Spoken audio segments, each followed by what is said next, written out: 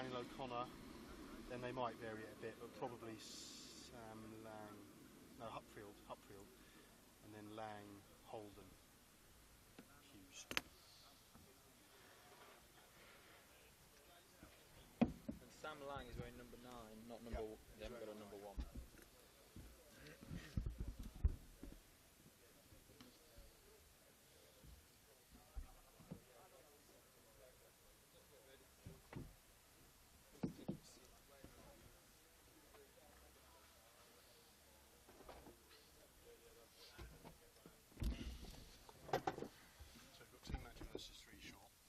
This is a team from Canberra. Yeah.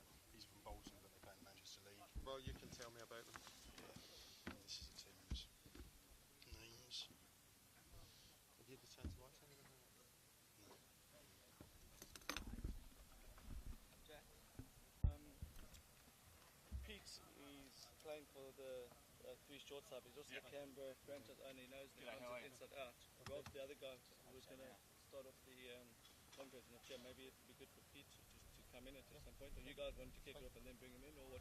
How do you want it? Yeah, we'll come again. Okay. Well, I'll just about here then. Okay, thanks guys. Okay. Cool. See you in a bit, guys. Just added you in then too, so. Yeah, cool. Yeah, get tweeting. Yeah, nice. Rob, thank you, Rob. No worries, no worries. Whenever you're ready, we're on. Well, good morning and welcome to a bright and sunny day here at the Nursery Ground at Lord's, the home of cricket, the home of Marylebone Cricket Club, and today home of the World Championship Finals Day for Last Man Stands. It's been an exciting couple of weeks with hundreds of matches happening both here and at Dulwich Sports Ground in the south of the city. And we're set for another fantastic day today. The sun is shining, the sky is bright blue, and the early morning dew starting to be burned off as the heat rises. So the teams, we're here first and foremost for the first semi-final. That's between Team Manchester and 3 Short. Delighted that our lead commentator for the day is Tim Brooks, who many cricket fans will know from his writing for Wisden and other publications, and also for his commentary through Associate and Affiliate International Cricket. Good morning, Tim. Morning, Jack. Morning, everyone. Really looking forward to today. It's a really dynamic format, isn't it, with lots of runs scored and very exciting, but also it's the atmosphere which it's played in, which is, I think, engaged so many people around the world who are playing this in leagues, not only in the UK, but around the world. And as I understand it, Tim, I'm a novice to Last Man Stands. There's a lot of different laws of the game, different from the traditional laws of cricket, and I think you're going to try your best to explain those to us throughout the day. But at the moment, Rob Johnson from the ECB has both captains ready. And we can hear from both captains before the start of play. Okay, good morning everybody and welcome to the Nursery Ground at Lord's. I'm joined by Leiden from 3 Short, Canberra, Australia, and Mo from Team Manchester. Mo, we'll start with you. You've lost the toss, you're fielding. What's your game plan? Basically it's one toss without a power, so unfortunately that's it. Game plan restricted to 150 and hoping to chase that down. Good man. Leiden, you're in at 3. You're not captain, but you're clearly the spokesman for the team. What's been the highlight of the competition for you so far? To be fair, the highlight's probably been the consistency from all the boys. Everyone sort of chipped in when we needed them. The tail really come through when we were sort of 200 under par. So we really pushed it on to 250, 300. So that's about it, really. Good stuff. Mo, who should we look out for in Team Manchester? Pretty much everyone. Pretty much everyone. Good lad. Strong side. Who will be up in the bowling? We're opening up with ideally saying fast bowler and then Cameron Eunice left arm spin. So you've got a bit of variety. Good lad. Leiden, are you going to go hard early doors or are you going to keep wickets in hand?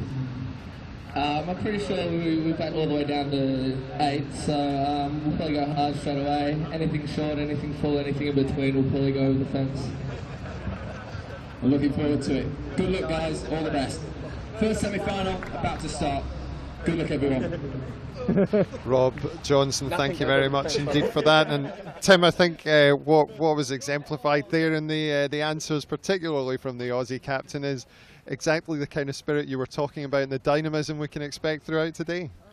Yeah, a bit of humour there as well, which is good to see. Clearly a lot of respect between these teams, and an English team versus an Australian team in an Ashes summer, so some drama there already. It's a perfect setup. Team Manchester, as you would expect from the Greater Manchester area, 3 short from Canberra.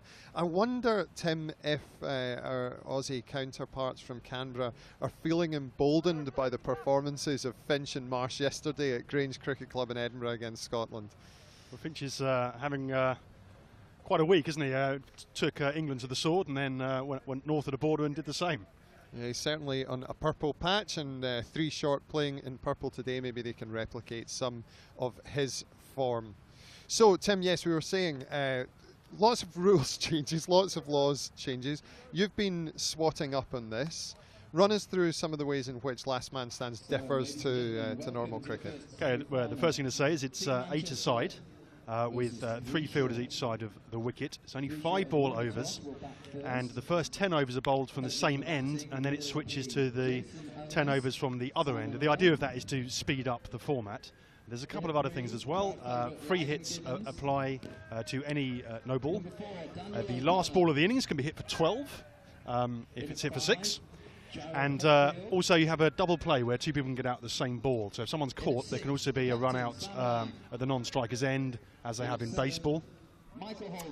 And the key to the concept really is that you're only out when everyone is out. So that, as the name implies, the last man stands, but has to score a 2 or a 4 or a 6 or a boundary. So teams taking the field. And it feels strangely like quite a privilege to be commentating here at Lord's at the home of cricket, doesn't it? Yeah, certainly had a few butterflies this morning, as well as a lot of excitement about this exciting new format, which is boosting participation across the world. Fully backed by the ICB, of course. ECB. Sorry, ECB. 20 overs per side, 5 balls per over. I think we can expect some fireworks here, Jack. Both captains said they would be looking to chase, to set around 220 on this beautiful outfield here. And I think every ball, if in the slot, may disappear. Well, I don't know how much you've been able to see of the highlights packages that have been up on lastmanstands.com/TV, but some of the bigger hitting teams have certainly not been shy, and it's from our vantage point here just about long off as we face the opening batsman. I think you're right in the channel, to be honest. I think you should be watching your head throughout the day. So Team Manchester about to get underway with Adil Hussain opening the bowling. It's to Gulen, that's just played out into the covers. I think they might look for 2 here. Yeah, indeed, they turn, and that's 2 off the mark. I shall absent myself from the commentary box, Tim, and leave you to describe the action, and I hope you'll be joined by some interesting guests throughout the day. Many thanks, Jack. So just 2 off the first delivery there. Probably just having a look at the bowling before potentially cutting loose. So it's a deal again. That's a good length ball just outside off stump. Cramps him slightly. Crisp looking drive down the ground, but only for 1 to Ghulam Abbas. Brings Imran to the crease. So both of these teams have had to play around 14, 15 games to get to this semi-final here today.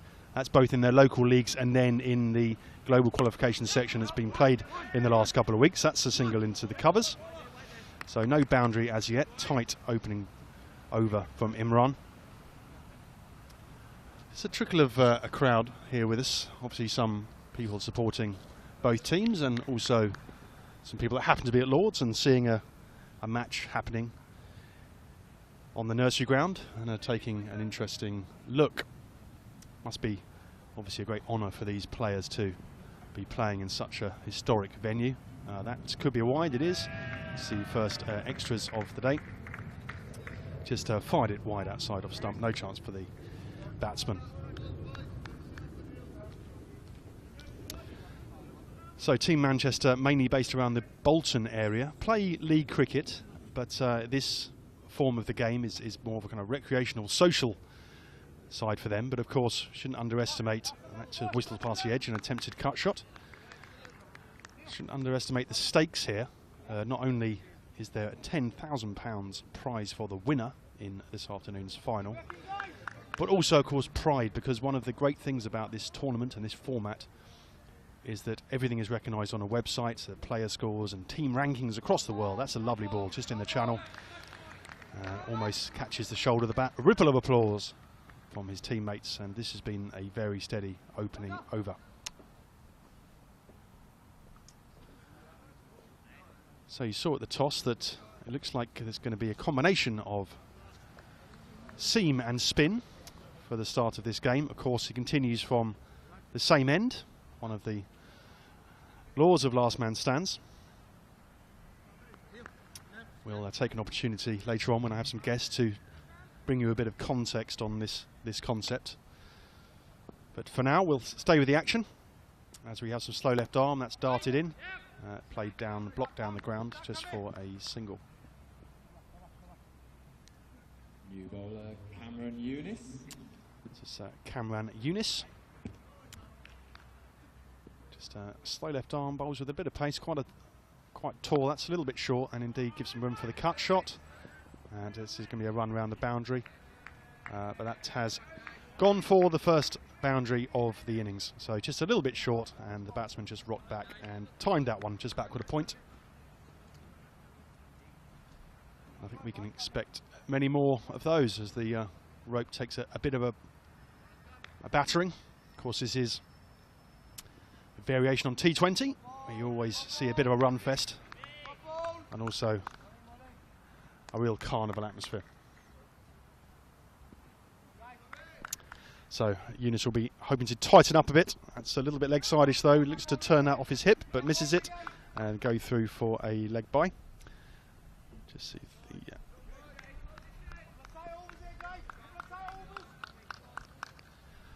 lots of chirp from the fielders. This obviously means a lot to them. They've come a long way together as a team to get to this stage, to earn the right to play at Lords. What an opportunity for these players. That's another cut shot.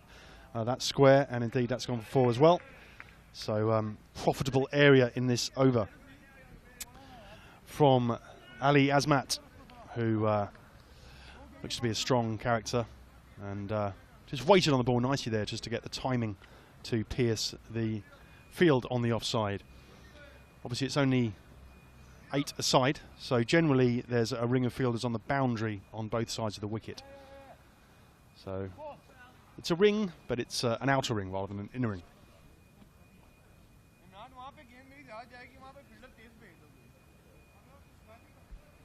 So 15 on the board, with 2 overs gone. The bowlers can bowl a maximum of 4 overs each.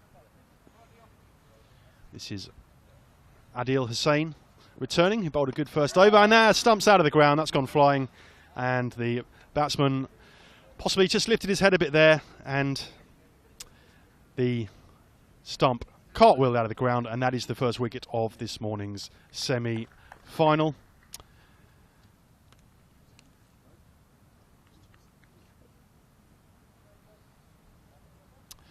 Jason Onus dismissed by... So that's Jason Onus, who's fallen for 3 short, lose their first. Lydon Gibbons, the new batsman. And the first breakthrough for Team Manchester.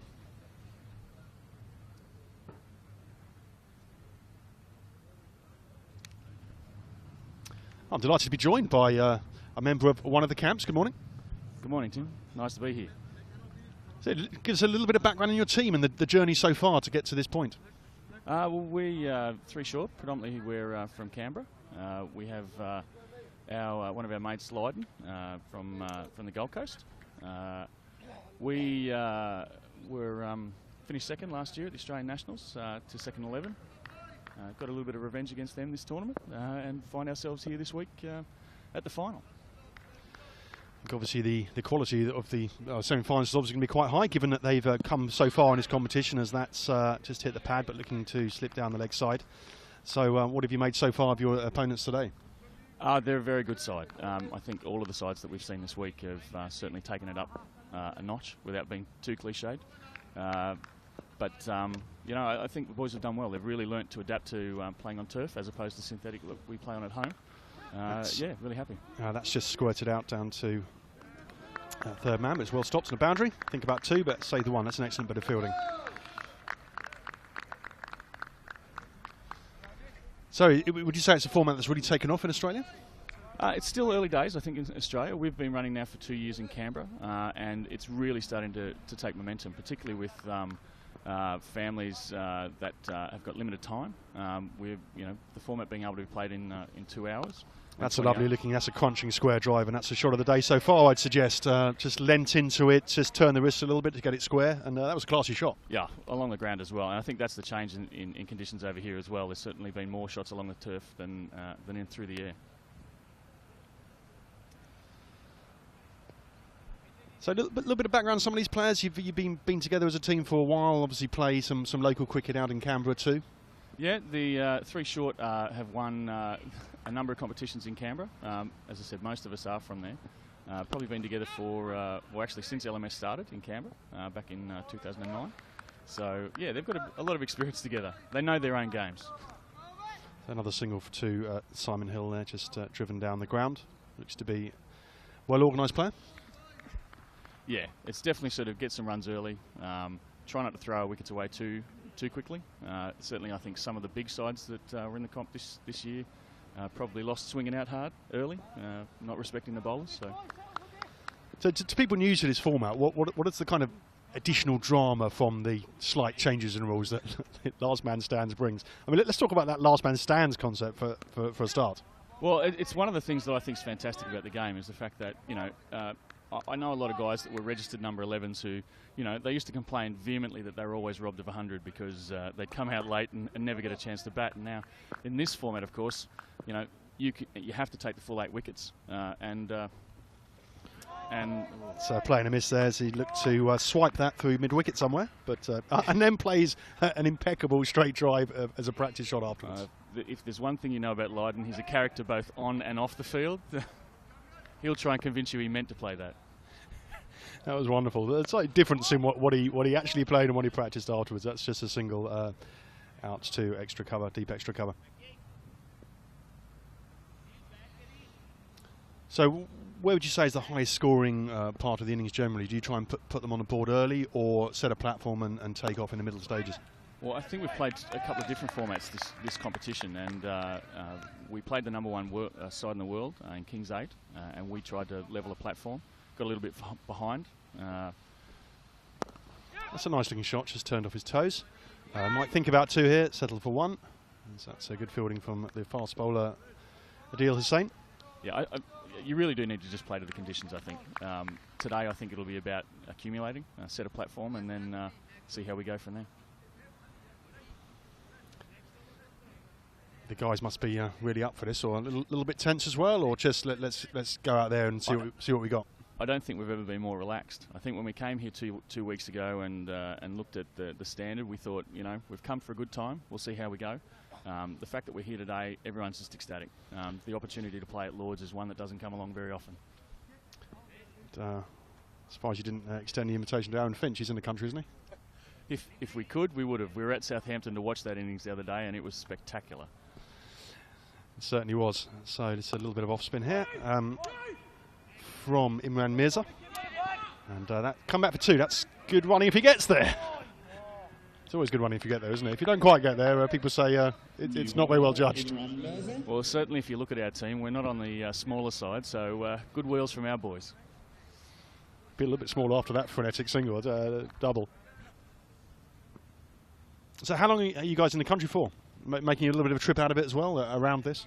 We're actually, some of our guys go home tomorrow. I know myself and 3 of the others are going home on Friday, and then a few of the lads are staying around to do a Kentucky tour around Europe. So obviously a long way to come, so you might as well build a bit of a trip around it. But as you say, good that the your national team were in the country to watch as well, so quite well timed, if you like. Well, at the start of the trip, we went to day 3 of the last test, and thank you, England, for making that the most boring day of cricket I've ever been to. Well, you know, we grind out results these days. So that's tipped out on the onside for a single after a boundary, the delivery before, and as we've been talking, the score has gone into the 30s. You happy with the progress so far, or do you think you need to hit a few more boundaries? No, I'm more than happy, I think, at this stage. As I said, you cannot fault the standard of Team Manchester. They've got track record over here, and they know the conditions well. Thick outside edge there, just third man for a single. Slightly easier to find the gaps, isn't it, with less fielders? But you would think that, but if you saw the number of catches that we've given this tournament, then you may not think so. That Mirza again, that's a bit flatter and a bit quicker, and went for a booming drive, but just caught the inside edge and just went for a single to Simon Hill.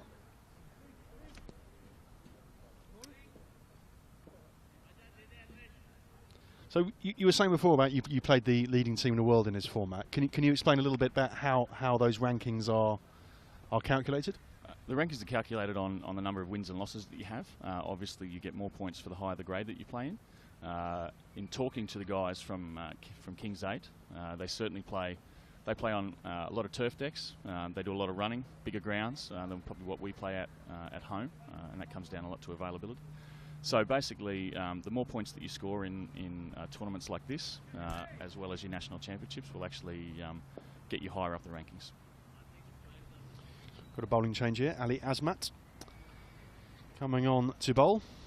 From the same end, of course, because there's 10 in a row bowled from this end. That's correct. That's one of the other good things about the tournament, or the format, that keeps it actually ticking over and allows us to get it done in 2 hours, is that 10 from one end, 10 from the other end, and obviously limits to 4 overs to each of the bowlers. And the idea of that is that it suits being played in the evening, for example. Oh, without a doubt. I know in Canberra we have a twilight competition, runs from 5:30 to 7:30, and it's a similar sort of thing around the world. That's just another cut shot, but just for the single, takes the score to 34 for 1. There was some bullish talk from your camp at the toss. If it's short, it's going, and if it's pitched up, it's going, and anywhere in between, it's going, apparently. But some of them have. That's certainly the way Leiden bats, and that has certainly been influenced on the rest of the side. That's a powerful shot as well. A little bit of bounce, but slightly short of a length. I think it's fair to say that we've probably taken it. I wouldn't say we've not taken it seriously, but we've certainly had more of a laugh than some of the teams that we've seen along the way. See, Team Manchester, a lot of them from Bolton. Of course, there's a lot of good cricketers have come from Bolton, including Sarge Mahmood, who played for England for a while. That's biffed, I think probably the term for that, down the ground to long off. Delicately chipped for 1. Yeah, that's been kind, but we'll both describe it, and you can decide which of us you agree with. Ali Azmat continuing here. That's slightly down the leg side. That's a big shot by the square leg onto the roof of the, not quite sure what you call that, but the hospitality tents. The Nursery Pavilion, I've been told. There we are. So that's on the roof of that, a little bounced off, and that's the first maximum. If he'd done that in the last ball of innings, would have been worth 12, of course. That's another one of the rules. It is one of the rules, and it's one that we've seen a couple of times. I know one of our young lads hit his first home run against the Alex Chiefs to actually make it into the finals. That was Texas Hold'em. He's had a great tournament. So let's see if the bowler can come back. Yeah, that's outside off stump. I thought he might. A little bit of taking the pace off the ball as well, which is clever bowling to respond there. Just take the single. The score creeps up towards the 50 mark. One of the things in this format of the game as well, and it was interesting that he actually went after that one, is that all wides and no balls actually go to the batsman. We have to retire at 50, which is another thing that I think is brilliant about the format, is that we are able to get guys that are really talented, that are able to then play with their mates that have played in lower grades over the years, and everyone still gets a run. So now the ECB obviously are great supporters of this format in England. Cricket Australia involved at all at your end, or are there some talks ongoing? I believe the talks ongoing with Cricket Australia. We've certainly in Canberra had great support from Cricket ACT and Mark Vigano. We held... It's a crisp shot, but well fielded off his own bowling by Imran Mirza.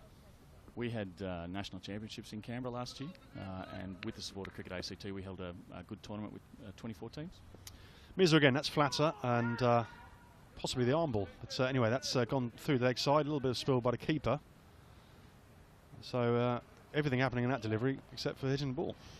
And it's probably a good time to let teams know as well. Your first wide and an over is worth 1. Every other wide, no ball and over is worth 3. And we have a maximum of 6 balls for the 19 overs of the game. Yep, so it's just the first one that's re-bowled effectively. Yep. Mirza again, that's down the leg side and given a wide. And again, a bit of a spill from the keeper. And so giving us an example there of the 3. There you go. So that's yeah, it's costly in this format, isn't it? As you were saying, and very costly. It's not good for someone getting the yips, like Mr. Kerrigan recently. No, but if you look at it, it can be a useful format to get someone to their 50 without costing you any more runs. That's almost a seamer in a spinning over. So a bit of variation being shown there, just keeping the batsman honest.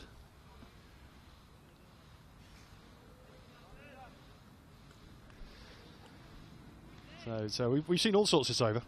Let's see what we got this time. Again, that's sort of a seamer and looks to hit that over cow corner quite a long way. Misses, but again a fumble from the keeper. So he's been a little bit untidy this over from Team Manchester and giving away a few free runs. And they need a wicket really, don't they? You put 50 on the board, only 1 down. 50 after 6 overs, great position for 3 short to be in. But I think as jokingly as it was at the toss, I think 200 is the score to get on this ground. Yeah, it's flat. That's a better connection, and indeed has gone for 4, just piercing the boundary riders there. Great shot by Lydon Gibbons. He looks to be set up to hit anything short there. Just rocked back and put his arms through the ball. Very talented cricketer when he wants to be. Why wouldn't you always want to be talented? I'm not entirely sure. Talk me through your kit then. Sort of purple with sort of yellow trousers, or yellow stripe on the trousers. Honestly, we were looking for a strip that we didn't think anyone else would take, and there was only one other team that was here that was wearing it, so it's a bit like the Fiorentina football kit. That's a cut shot upish, but of course there's only boundary riders, so it's safe enough, but just for the single. I play indoor cricket at home with the Partridge family who play purple and lime green, so we were trying to get some of that sort of effect as well. And you're also supporting some charities while you're over here. Would you like to talk us through that? Yeah, we're supporting 2 charities at home. One's a national charity and one's a local Canberra charity. Come back to that. That's just died actually, just off a length there to look to cut the ball, and no run there. The first is the Are You OK Day charity, and Are You OK Day is on the 12th of September every year. As Matt continues, bit of flight on that. That's good down the ground, and it's cleared the man. And just check whether that's 4 or 6. It's 4, just bounced just inside the rope.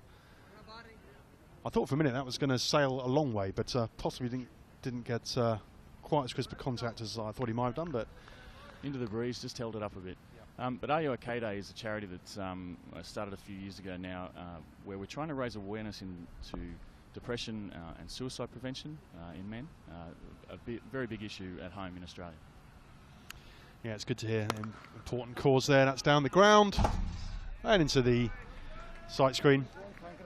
And, that's given 6. The umpire's arms are raised, and some big shots in this over now. Lydon showing what he can do. But Are You OK Day was started when the founder actually lost his father to suicide some years ago, and it's what we're trying to do is actually start the conversation that could save a life. Yeah, it's great to see that there's a good cause. The guys obviously have fun and play cricket, but behind it all there's a good cause to support, which is great to hear. Yeah, the second, if I could just finish, I'll finish. Just say the second one is Lifeline Canberra. Lifeline are a service in Australia. They have a 1300 number, basically for people in crisis. They're able to call that number. They'll be directed to the service in their area. We're supporting Lifeline Canberra specifically for the work that they're doing within the community. And we've also got, specific to our guys in Canberra, we've got a trivia night Friday week where we're hoping to raise some really good money for both of those charities.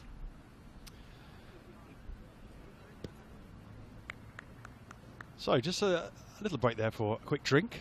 Perhaps we'll talk a little bit about the other semi-final. I don't know if you're aware of the teams there, AZ Sports and Abbey's Diner, two British-based teams. I don't know if you've been able to see them and see the extent of the possible challenge if you get through this game. We saw Abbey's Diner last night. They removed the other Australian side, Green Zone, who put up a great effort. But I really have to say that I've been amazed at AZ Sports. New bowler, Anwar Al-Haq. AZ Sports will be very hard to beat. I think they've got a quality side, but I think the beauty of what we're seeing here is that... So leg spin, I think, with quite a dynamic looking bowling action from the new bowler Al-Haq. Just comes in from a sort of bent run-up. A little bit of the Abdul Qadir about that. I base my own action on that. as many spinning parts as possible. He's in again, and he's got a top edge on that. That may well be out. The keeper settles under it and takes it. So that's an early breakthrough for Al-Haq, who looks to be a dangerous bowler. Just Simon Hill falling there with the second wicket gone for 3 short, but they are on 68. That might just peg them back a little bit. Interesting bowler. Very. Looks like getting good loop, good turn. Probably Simon could have looked more to the offside and straight down the ground on that one, I think. But I guess you're trying to still pull the runs, put pressure on. Going for a leg spin on the third ball is, I guess you have to in this format, don't you? You wouldn't do it in a test match. Well, I don't know. I think in a previous era of Australian cricket they might have. So have a quick replay of that that dismissal.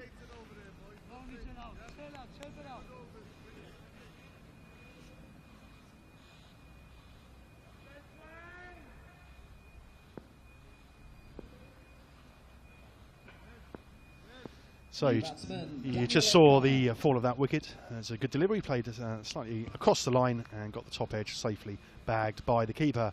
He's in again, Al-Haq. That's a lovely line again. Just a little bit of revs on the ball as well, and that's played with a lot of respect down the ground. I think it's worth having a look at this bowler before you line him up. Yeah, very restrained from Daniel O'Connor, who is normally quite an aggressive bat. Always exciting to see a leg spinner in action. Oh, a cheeky little reverse sweep there, but didn't come off. I think that'll be a fine for Lydon, because I'm pretty sure that we told him he had to put that shot back in the bag. But he's doing his own thing. Watching Ian Morgan yesterday, perhaps. A lot of games in the UK yesterday. Scotland versus Australia and Ireland versus England. Another fantastic effort from Finch in that game. Yeah, he's certainly on a golden run of form. And the Aussies coming back into contention in the limited overs formats after being roundly beaten in the Test series. Without a doubt. And I think that was one of the things. It may have been boring in the last Test, but we were well beaten. But I think that we're not far away. And I think this series back in Australia, I think you'll see a big turnaround in the way that we play. I think in the heart of hearts, both teams just want a close contest, which is, can go some way towards replicating that 2005 series, which was one of the best I've ever seen, certainly. Without a doubt, and if you look at the start of this series, I don't know any cricket lover at home that wasn't up until 4 in the morning watching the first Test, thinking that we might be able to sneak that one over the line, and that may very well have changed the outcome for the rest of the series. A bowling change here. Ghulam Abbas is on, still from this end, of course. As Ghulam Abbas. The score 71 for 2. That's a powerful shot square of the wicket, and that's gone for boundary. Shot Lydon.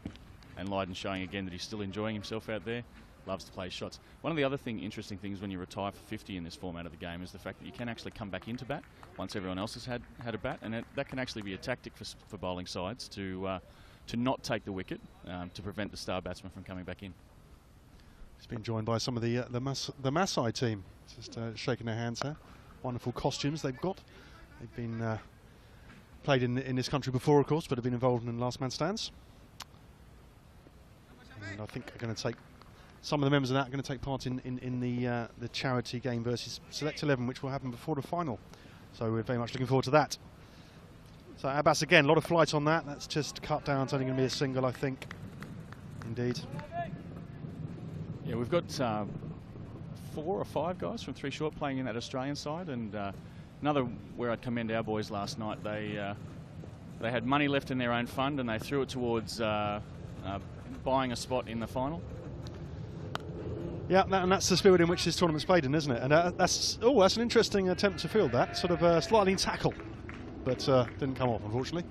Yeah, we figured that there's 9 of us here and one of the guys wouldn't be able to play in the final, so and it was a great cause for what they were doing with cricket in Africa, and really trying to promote the competition.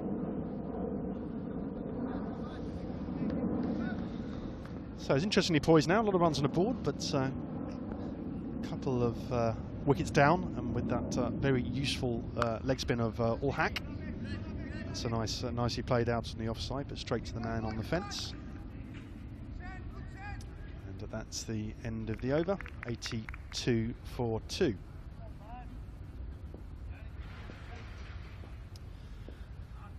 So the winner of this game will go on to play the winner of the second semi-final, which will start at around 12:15. And we'll see the two British teams, Abbey's Diner, who are from Rotherham, against AZ Sports, who are based around the Guildford area. So that's the prospect for the winners of this game, and also, of course, the £10,000 prize up for grabs. Amazing. Amazing £10,000 up for prize, for first prize. And whoever does win this format, I mean, it's been a long week of cricket. We've played a lot of cricket. I think it'll be well deserved. So, 10 overs gone and the score 82 for 2. As the bowling changes ends, it will be Anwar to continue. So we're switching ends now, the halfway stage of the game. Presumably that £10,000 will be put back into community cricket. Oh, we're playing community cricket, but I can tell you that if we were fortunate enough to go through, we've actually said that there's £10,000, there's 9 of us. We'll put 1,000 of that towards our charity, and obviously 1,000 shot. That's a square drive, slightly uppish, but it doesn't matter, of course. And that's got to the fence in no time at all. Ripple of applause from the crowd, and the momentum continues to build. A good position for 3 short at this point. Wickets in hand. I think, yeah, a score of 170, 180 might be on the cards here, I think. Plenty of batting to come. Skipper to come in next, Sam Lang. Yeah, good solid position. So All Hack again, slightly more svelte than Inzaman. And that's hit powerfully out to the boundary, but just restricted to 1. Slightly more svelte than most of the people in our side as well, I think. Always good to see a leg spinner in a game, though, isn't it? I mean, it was some say it was almost a dying art before Abdul Qadir and Shane Warne sort of put it back on the map, and difficult one to perfect, of course, in terms of a lot of leg spinners, including those who have played for England in the mid-90s, like to put 1 or 2 halfway down the track. And a very hard sport to learn. I think people forget sometimes that Shane Warne, you know, wasn't an amazing success when he first came in, and I must admit that Gat did get asked that question. What about that ball? It's just called that ball now, isn't it? And everyone knows that's a 4, by the way. Just squirted down. Third man just beats the fielder. Takes score up to 60, I think. Sorry, just the scoreboard's just updating here. We'll just give you a score update in a minute when that's ticked over.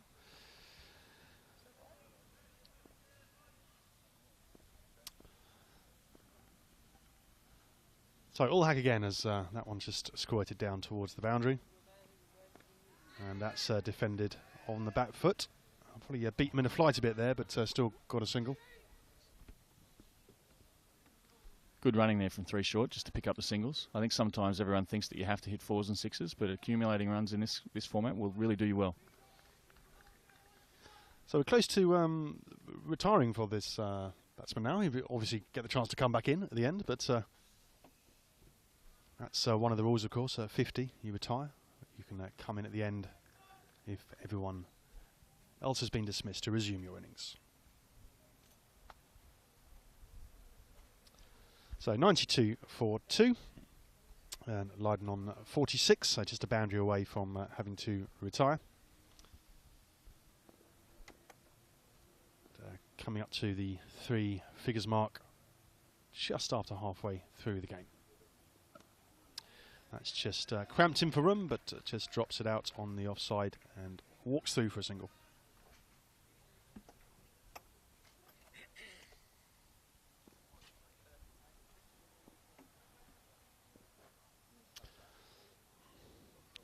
Like again, it's not quite short enough to play that shot, but nevertheless manages to get it down to long on for single to Holden, who goes up to 9.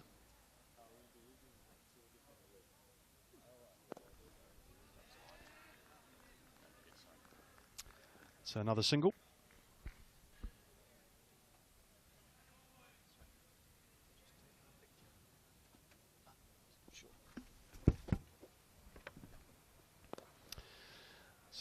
Crisply driven down to long off. Again, a single. Just dealing in singles in this over as look to get to 3-figure mark.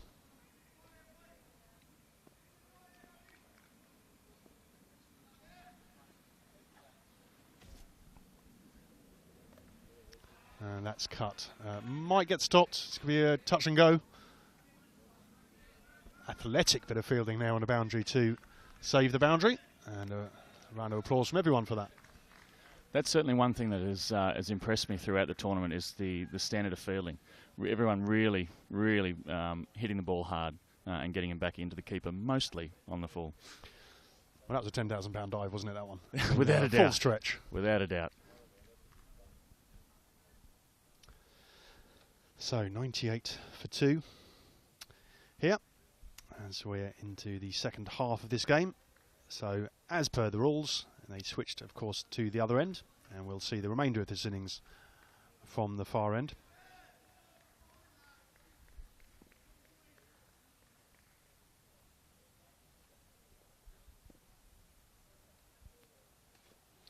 Reverse sweep there, and it's going down towards the boundary. Should be stopped. It is again good fielding by Imran Mirza. And that's Lydon's 50. Great knock from Lydon. Great knock from Lydon. Of course, he retires there. And a round of applause from his teammates as he goes off. Perhaps have an opportunity later on, who knows? But he certainly played his part, and to get 3 short into a very strong position with 8 overs to go.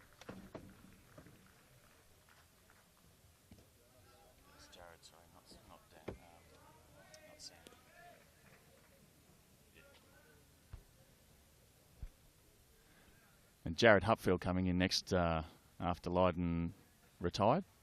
Once again, another aggressive batsman. Should see some good runs out of these guys. Not quite as aggressive as Mr. Warner, I hope. Is there anyone as aggressive as Mr. Warner? And I mean the that in a non-punchy way. Enjoyed themselves with that. A little bit of a subplot to the summer. The Southampton crowd certainly gave him a very hard time about it. I think Mr. Root is quite a feisty individual too. So, but back to the game here as that's a little Chinese cuts, and the bowler head on his hands, but it's four in the book. You can't set a field for that. Educated edge. An educated edge. That's a nice one. I haven't used that one before. We'll add that one to the lexicon.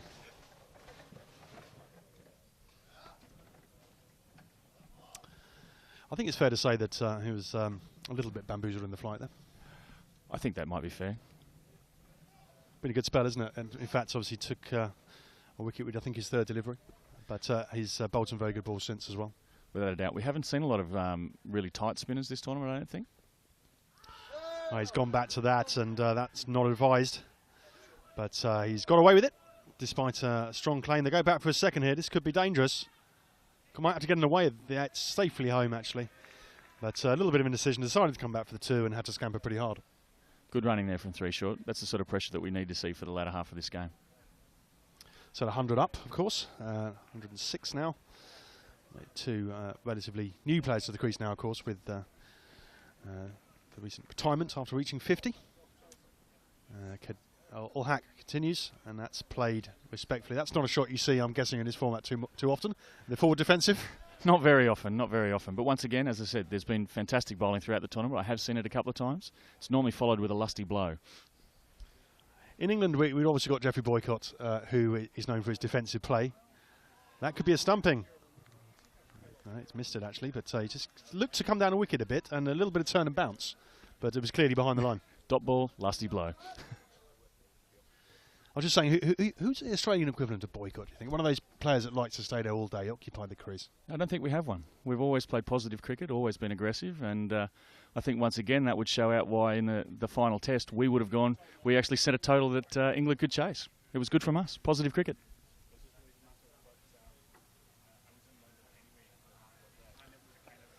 Well, yes, he's a one-off, Jeffrey. I met him once in Jersey. He's the president of the Jersey Cricket Board. And I was out covering a tournament over there. Had a little chat with him. Interesting. He's a very good commentator. I do enjoy his commentary. Yeah, he's a bit of a legend, isn't he? Talks about his aunt and his mother and various other people. That's gone through the keeper, and that's going to roll down towards the boundary, crosses the rope. And not having a lot of luck, this bowler, I think it's fair to say. No.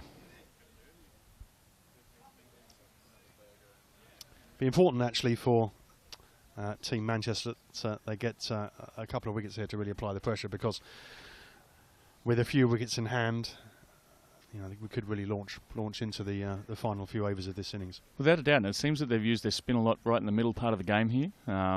With the way that they've been bowling, it may have been wiser to keep them till closer to the end, but I guess that's part of what the tactics they're using.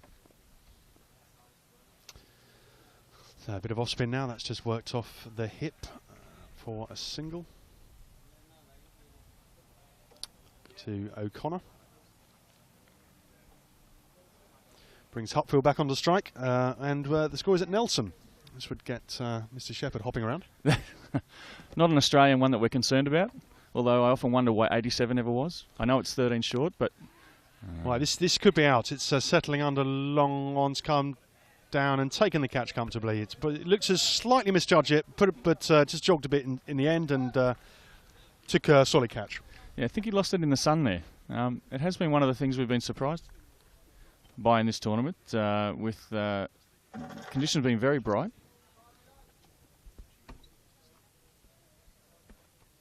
Have a little look at that.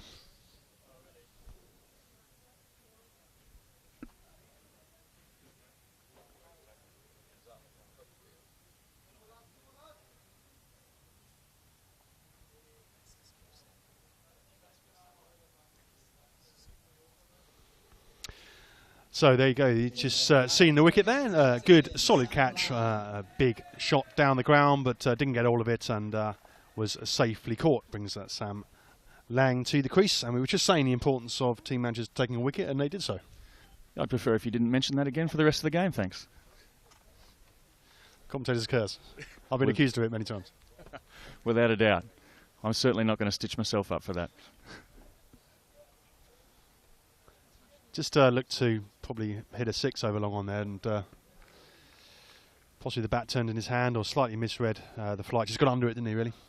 Yeah, he did. I think it's showing again these two guys have really been bowling quite a tight spell of bowling. I think it's wait for the right ball, and then I think there'll be runs there. Not really been any gimmies, is there? And I can remember very few wides, actually, but possibly even just that one we saw early on. I think actually that may have been my commentator's curse bringing that on. So yeah, a wide here would be very handy. No, it's been a tight spell, and it's a very interestingly poised game now after that wicket. That's just defended watchfully.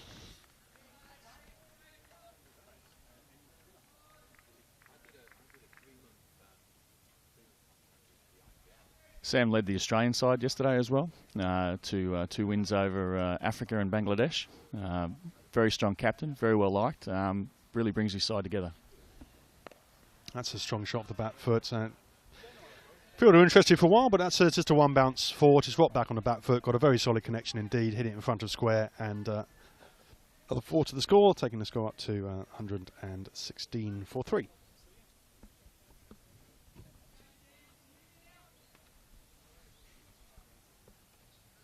So we've been talking about what total may be pasted. We've been talking around the sort of 200 mark. Do you still think that's on?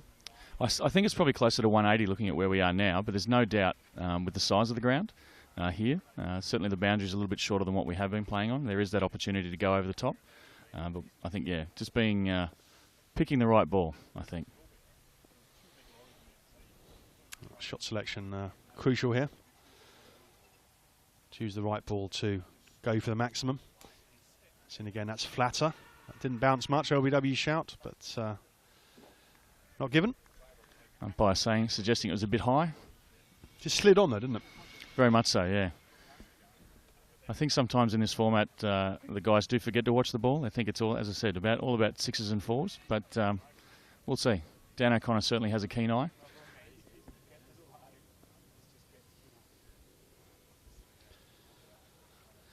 And again, that's slightly full of a length, but still worked on the onside backward of square, but only going to be a single.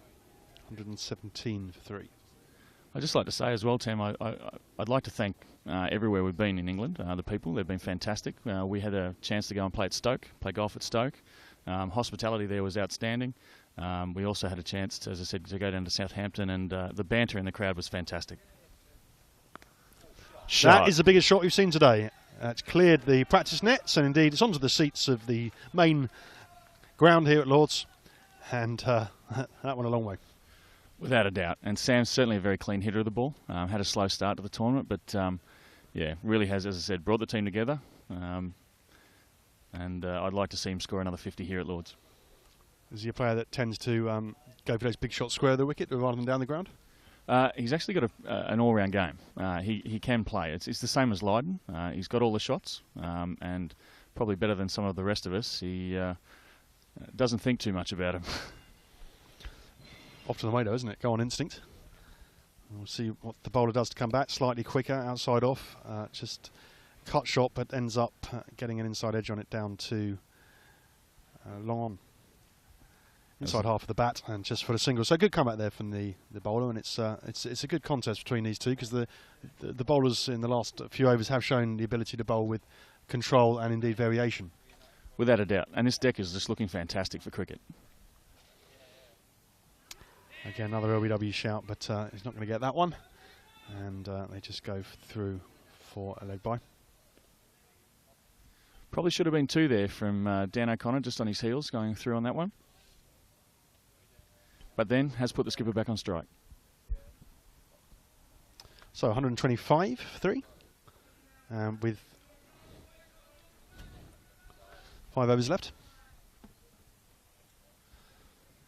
And these could be crucial, couldn't they? These 5 overs. It's it's already a competitive score, but it is a semi-final, and you'll want to have the psychological advantage of a daunting total to chase. Without a doubt, as the batting side, this is where you really want to accelerate. You've got wickets in hand. There doesn't seem to be any demons in the pitch. Keep your head still, hit through the ball. I think this is a chance, and this is where the seamers, if you're the bowling side, really need to back up the performance of their spinners in the middle overs. It's also there's a danger that you can feel that you've got a good score, but you don't quite know how good the score is until the opposition have batted on the same track, of course. That's a beauty, and he's stumped. He's beat him in the flight, came down, probably looked to work it through mid-wicket, but just leant over the ball, and the bails were taken off, and that's due reward.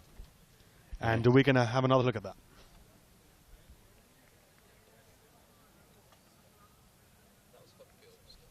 It's going to have another look at that wicket. Uphill was the previous wicket. Yeah, O'Connor out then. Michael Texas Hold'em coming in for.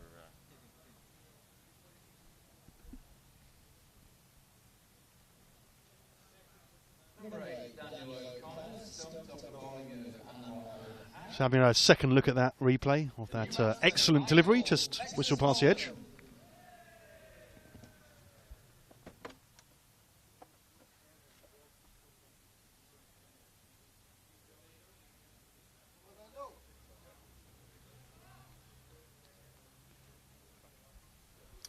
So that was a lovely bit of cricket there. The leg spinner's art, always good to see a stumping. Brings a new batsman to the crease, and that's just played out onto the offside. So who's just come out now? This is Michael Hold'em. He's a very close friend of mine, vice president of our cricket club for a long time. Once again, slow start to the tournament, but against the Alex Chiefs the other day, he came out, hit 48 off 19 balls, so can play.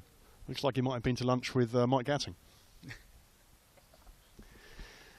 Likes a lunch, of course, Mike. Based at the MCC, of course, being the president. I think if you have a look at the photo that we had taken at the start of the tournament, Texas could be Mike's son. It's all a lot of fun here at the Nursery Ground at Lords, as this total is building towards a competitive one for the Canberra side, 3 short.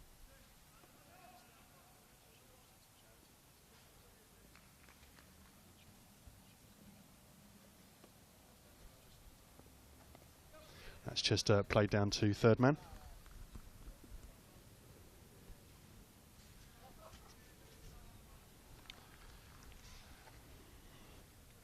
One of the things here that Texas has to play a role in is you've got your skipper in, he's playing the ball all right. Just tick the runs over, get the skipper back on strike, and see if we can accumulate some more runs.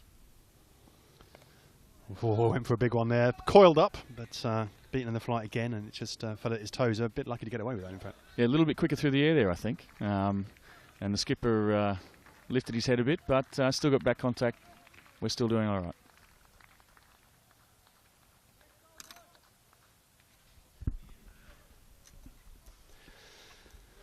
So 128 for 4 as we're going into the last quarter of this innings, and my thanks to Peter Bowman, who has been joining me for commentary and telling us a lot about 3 short and the charities they are representing. My thanks, and enjoy the rest of the day. Thanks very much, Tim. It's been an absolute pleasure. Thanks very much.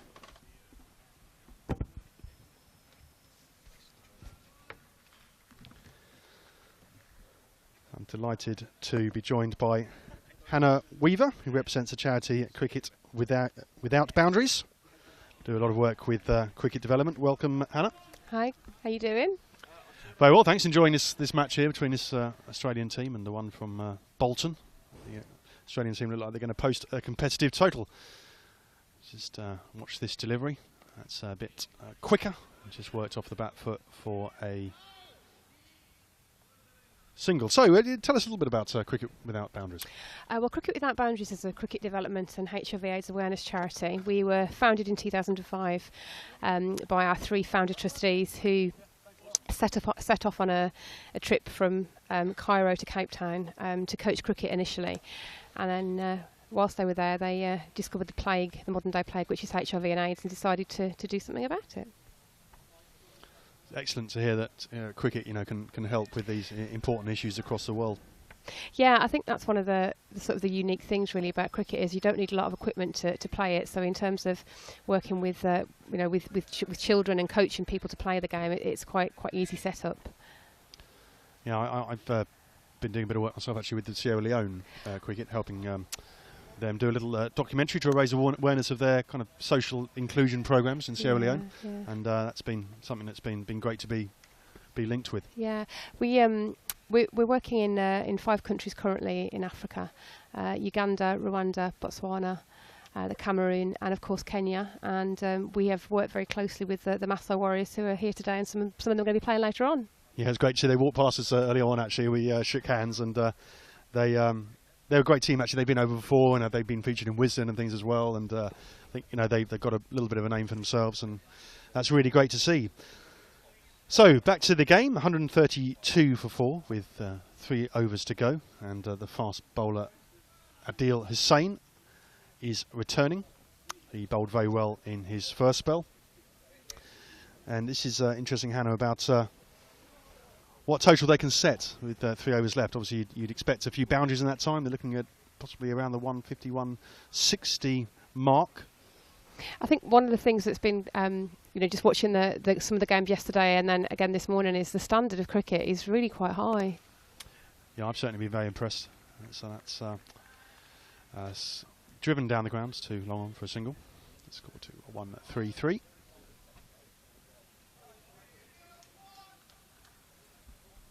It's a great format, isn't it? Because of the social element to it. Obviously, the rules enable it to be played very, very quickly and to be played in an evening. But a lot of these players also play, serious quality league cricket. Yeah. So there's a lot of talent on display too. Yeah, yeah, definitely. And I think, you know, like you say, it's very much the social side of it that's borne out. And to see all these people that have come from all around the world to be part of this tournament, it's pretty fantastic. And obviously a key part of the participation targets of ECB and indeed other cricket associations across the world. Yeah, and that's again, you know, one of the key things about what we're doing with Cricket Without Boundaries is that we work with the cricket associations in all of the countries that we work. So we sort of follow their development plans for their countries, and we take coaching to the areas that they're working and trying to develop the game. So it's very much about sort of their needs and being needs led in terms of the development of the game. And of course, a lot of people don't necessarily understand the full extent of the global reach of the game. There is a lot of these programs going on across Africa and other regions of the world, in countries where people might not expect there to be cricket played. Yeah, absolutely. I mean, I think you know we're always up against football because football will always be the kind of global game, and that sort of goes, you know, without saying. But when we've been out to places, particularly in Rwanda, I mean, in Rwanda the cricket has really taken off. There's one cricket ground in Rwanda, the Kigali Oval it's called. So saying again, that's an attempt at a ramp shot, but not quite Jos Buttler, unfortunately, and still a round of applause for the attempt. Would have been quite cheeky, would have come our way actually, Hannah. Yeah, would have done. Ducked out of the way of that one. Yeah, so there's just the one ground in Rwanda, which is it's actually the site of one of the worst genocides of the conflict that was out there, and now it's a cricket ground, and we coach. We take people down there. That is a huge shot. Just coiled back, sprung back, flung his arms through the ball, and that's ended up near the ICC Europe office there, Hannah. Who they've got a lovely little office over there. Yeah, they are. Yeah, and they would have had a great shot of that. Got some friends over there, so. So yeah, that was a great shot, and there's a lot of power. A lot of these Aussies, powerfully built men. I think that's the kindest way of putting it. And they've clearly got a lot of power and use it all there.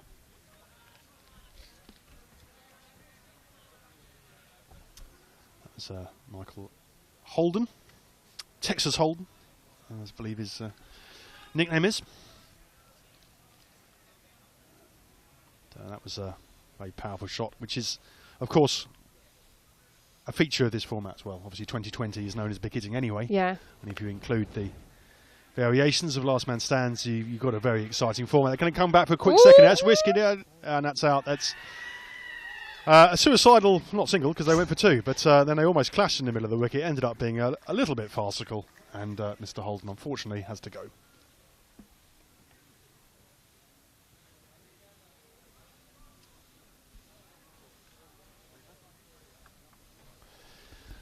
So, slightly unfortunate, probably a risky two there, and the mid-pitch almost collision didn't help, and in the end got caught 3 or 4 yards short. But, end of the innings, of course, so you'd expect a few risks to be taken. So it brings in Callum Hughes to the wicket, and we're going to have another look at that last wicket.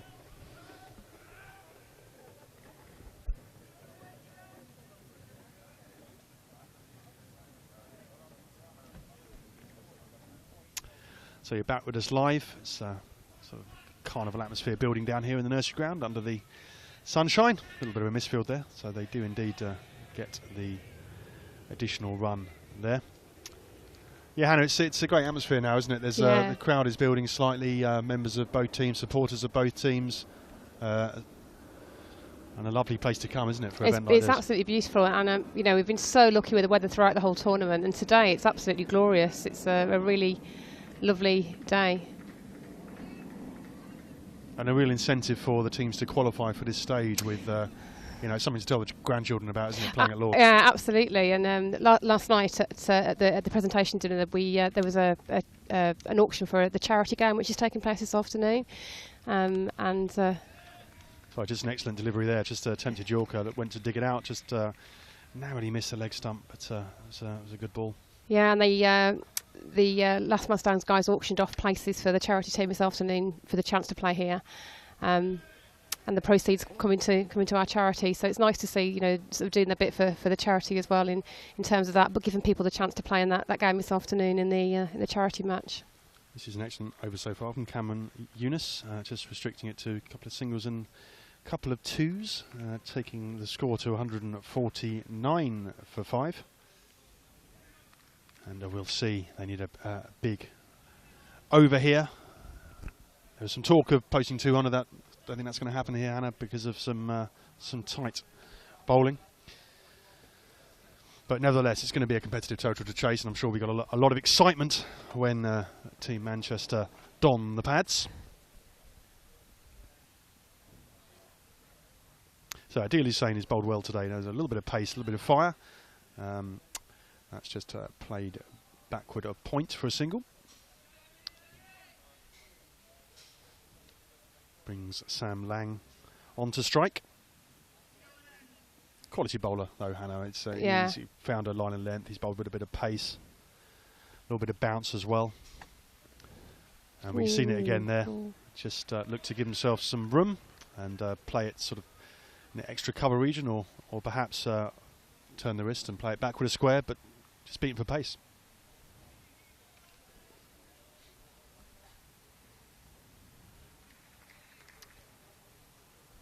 So he's in again. And again, that's pitched up, and again, that's an attempted try to hoik that, and then practices something a lot more orthodox. It's always a way, isn't it? It's kind of in the heat of the moment, you try to clear the ropes, and then you remember the coaching you've had as a kid. So he's a good spell, this guy. Yeah, he had a good opening spell too. That's a ramp shot. It's going to go for 4. Just a couple of bounces. Cleverly played. Just stepped outside the stumps, used the pace of the ball, and just worked it around the corner.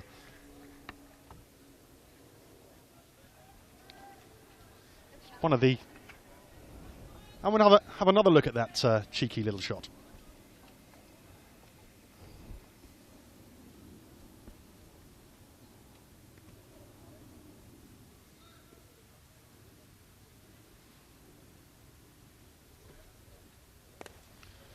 That's another big shot over extra cover. That's going to hit the roof again of the nursery pavilion. It's the second one to go up there.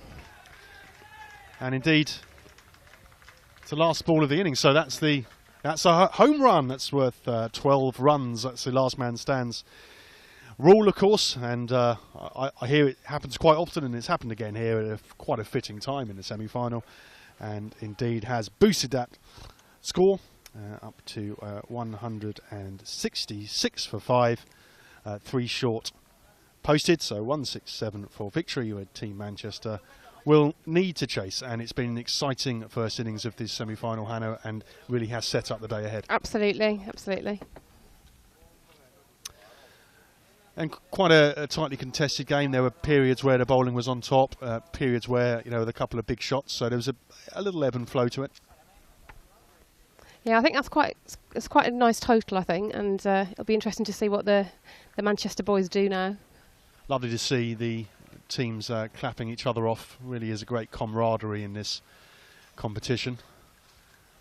It's, of course, a format played across the world now and continually expanding.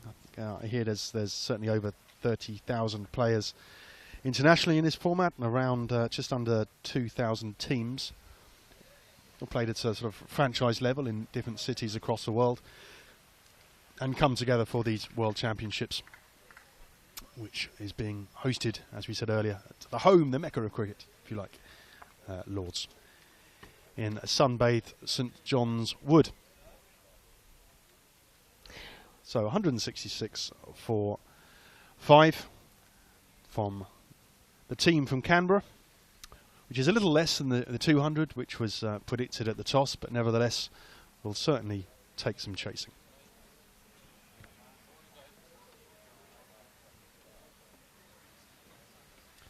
Players just doing a bit of warming up, limbering up as they. This is a 3 short team. They're going to prepare to take the field shortly to see if they can defend that total. And Team Manchester looking to chase it down. And I think it's, although a lot of people said 200, Hannah, I think given the tight bowling spells we've seen there. That's a good effort to get to 166, although they would have probably hoped for something more around 185. Yeah, I think with the start that they made, I think they were looking at a bigger total, but the bowling at the end was really good quality, so it'll be interesting.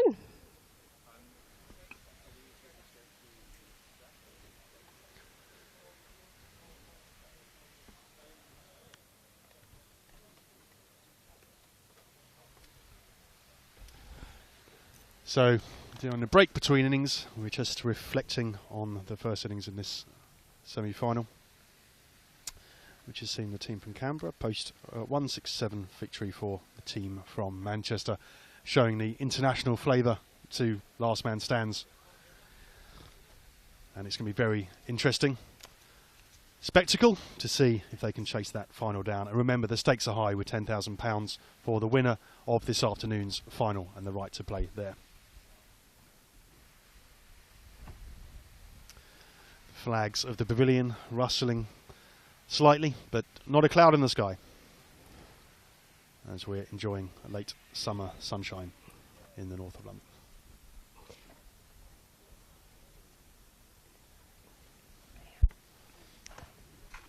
So next Friday, we're hoping for weather to be very similar to this. We've got a charity game down at Arundel Castle for Cricket Without Boundaries, and the England Women's Select 11 are playing a game against a CWB celebrity team in the T20 format. So we've got an auction and a raffle, and we've got some celebrities coming down to help us take on the Ashes winning side down at Arundel next Friday. Lovely spot down in Arundel. I was down there early this season for a Sussex game. It's one of the most beautiful grounds in the country. Yeah, and absolutely. A fitting setting for that. Yeah, mixture absolutely. that you've been describing. Well, Holly Colvin, the England lady spinner, is the ambassador for our charity. So she's been a great support to us in helping us organise that game. And we've got Ian O'Brien, the New Zealand international, who's going to play for CWB as well. And we hope it'll be a good event. We've still got tickets available if anybody fancies a trip down. If they go to the CWB website and have a look, they can find out all about what's going on down at Arundel next week. Certainly an event worth supporting, and I'm sure there's going to be some great cricket down there, and of course a very good cause too. If you'd like to get in touch with us, at Last Man Stands on Twitter, and indeed catch up with the group matches at lastmanstands.com/TV to see how these teams have got to these semi-finals and the finals day here at Lord's. So we're almost set for the resumption of this game as the Team Manchester openers stroll out to the middle. And 3 short, of course, taking the field after posting 166. And it's going to be compelling viewing to see how Team Manchester set about chasing down this target. Do they go early? Do they have a quick look at the bowling? Even though it's a shorter format, Hannah, there is still a degree of tactics about it, isn't it? About when you accelerate and when you consolidate. I think in this format of the game as well, you sort of mentioned it before about the camaraderie amongst the teams, but I think in which your teammates, it's kind of knowing what they're going to do as well, and that's really important, to make sure that you're on the same wavelength, especially when the double play can come into effect.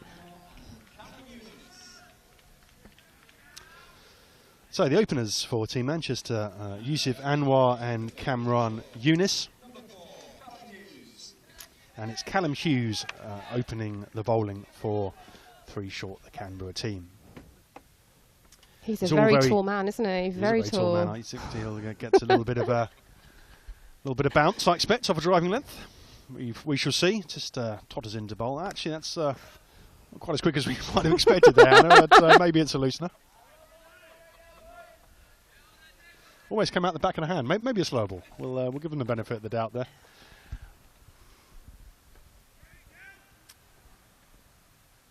It's all about finding the good areas, of course, in limited overs cricket. And that's a crunching square drive, but unfortunately picks out the fielder there. But look for 2, a slight misfield, and that is excellent running. It looks like they are well up for this, Team Manchester. Hannah?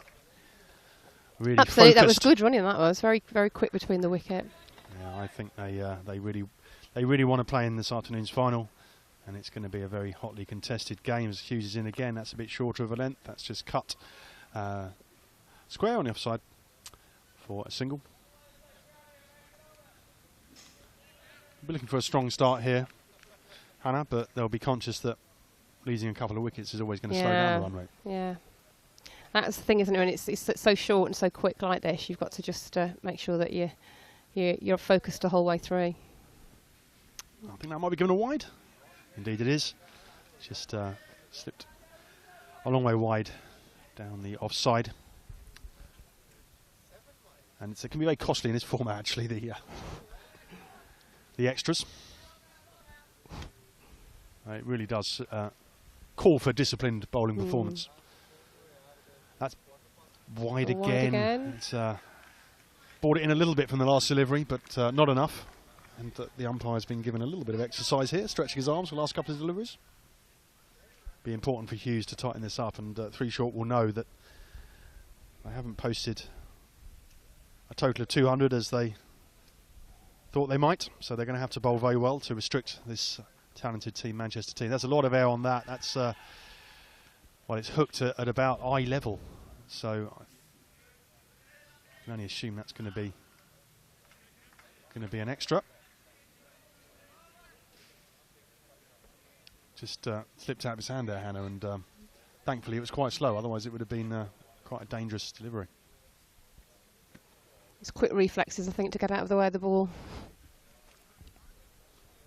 Just a reminder that on the no balls it's only 1 additional delivery per over, so there's a maximum of 6. Any subsequent extra in that delivery is given as penalty runs rather than another delivery bowled, so that's another rule to look out for. This is a free hit. So it's a free hit on the first ball of the next over. That's how it works in last man stands.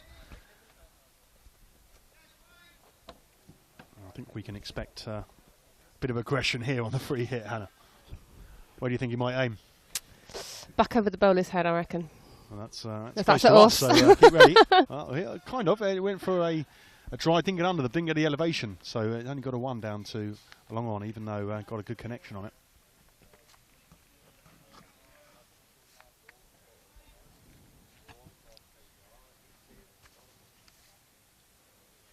So this is Daniel O'Connor. That's wide of off stump, but just a single. Takes the score on to 15. Always got to keep an eye on the required run rate in these situations, Hannah. Obviously, they were requiring just over 8 and over at the beginning of the innings. That's gone past the edge. A little bit more pace from O'Connor there.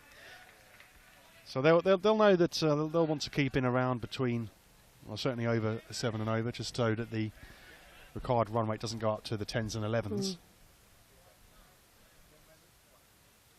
That's a good ball. Just propped forward, but good line and length, and taken by the keeper, and a round of applause. Just tightened up a bit since that last over where we saw a few wides.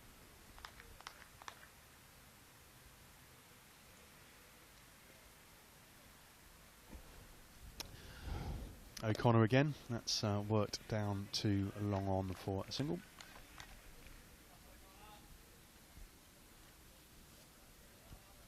Be interesting to see if the last man stands concept goes beyond the established test nations. I understand there's been some interest in the Netherlands and Belgium and a few others, and some talks ongoing about setting up some franchises there, see if they can get involved in these World Championships and indeed in other regions of the world. I think you know, through the partnership with the ECB as well, and the support that they're getting in that respect, that it's certainly a game that lends itself to all countries, whatever your level of cricket really. It's something that can be quickly played, and you just need a pitch and you're off, I guess. Yeah, I think it's got every chance of success. It's clearly a lot of fun. It's played in a good spirit, and some of the quirky rules might. And the costumes appeal. are great. Those. Yeah, they put a big onus on it. Their kit's very snazzy. I'm not sure about the purple and orange. No. But, yeah, we talked about that earlier on. So Simon Hill here. That's just a gentle medium pace, really. Just turned off his toes at mid wicket for a single. Yeah, the purple and the sort of yellowy orange combination. If my children were here, they'd be saying it was Barney a dinosaur. I think. And that's a good one. I'll pass it on later on. That's a good line of length actually. Just a little bit of movement there as well through the air. That's played back with a square for another single. Keeping it quite tight in this last couple of overs after those few extras and the free hit, of course. I think it looks like this is poised to be a tense finish in this game, potentially. So, Simon Hill again. And that might have come our way if he'd got the connection he wanted on it, but in the end it just didn't get a full contact, and it just went out to mid-wicket for a single. So we're hoping that we can snap some of these guys up to become volunteers out on our programmes out in Africa. That is the shot he was looking for, the one before, and that has cleared the pavilion here. I think that's actually gone onto the road. In the nursery. Possibly onto the road. That's gone on the traffic just passing, going down to Baker Street there, Hannah. Oh, the bus has just gone past. Perhaps perhaps they picked it up. Clean contact that. I think he was looking to the ball before, but didn't get under the ball. And he'd definitely be great coaching out in Africa. To have the children running around after those balls all the time. That's a more conventional shot this time. Just. Yeah, if any of the listeners are interested in our volunteer work that we do out in Africa, we take volunteers for 2 weeks, spring and autumn. You can apply through our website and get yourself out to Africa, do a bit of cricket coaching, have some fun, meet some fabulous people, and help people to sort of empower them to change their own lives out there. Certainly a great opportunity for people.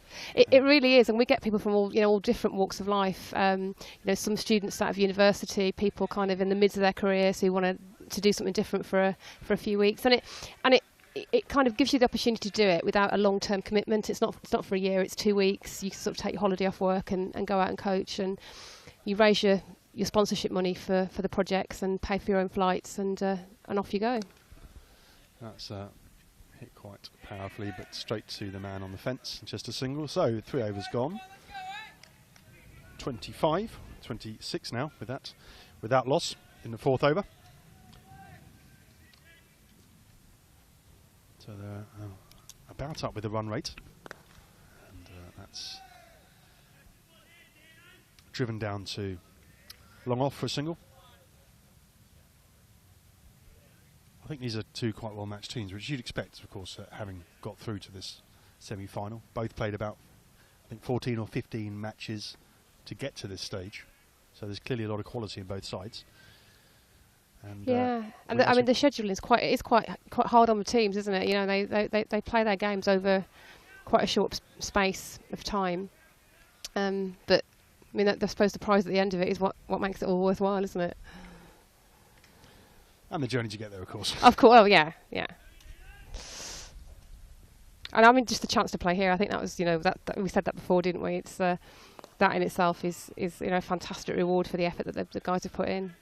This is a good spell from O'Connor. It's just what's a bit of Mark Elam, former England all-rounder. Just stocky, bowls accurate medium pace.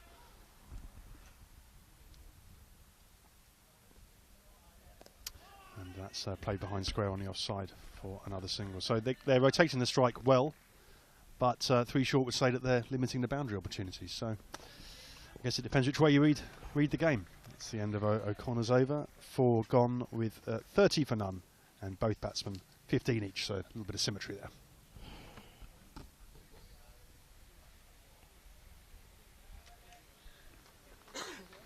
So a good start here from Team Manchester, who have run very well between the wickets and launched a couple over the boundaries when they've had the opportunity. And 3 short will be very keen to break this opening partnership as Simon Hill continues. This could be a chance of a wicket. It's having to move a long way in, and unfortunately that's gone down from 3 short's point of view. He had to come in 10-12 yards and wasn't able to steady himself and take the catch. So chance missed there for 3 short. And we'll have another look at that drop catch.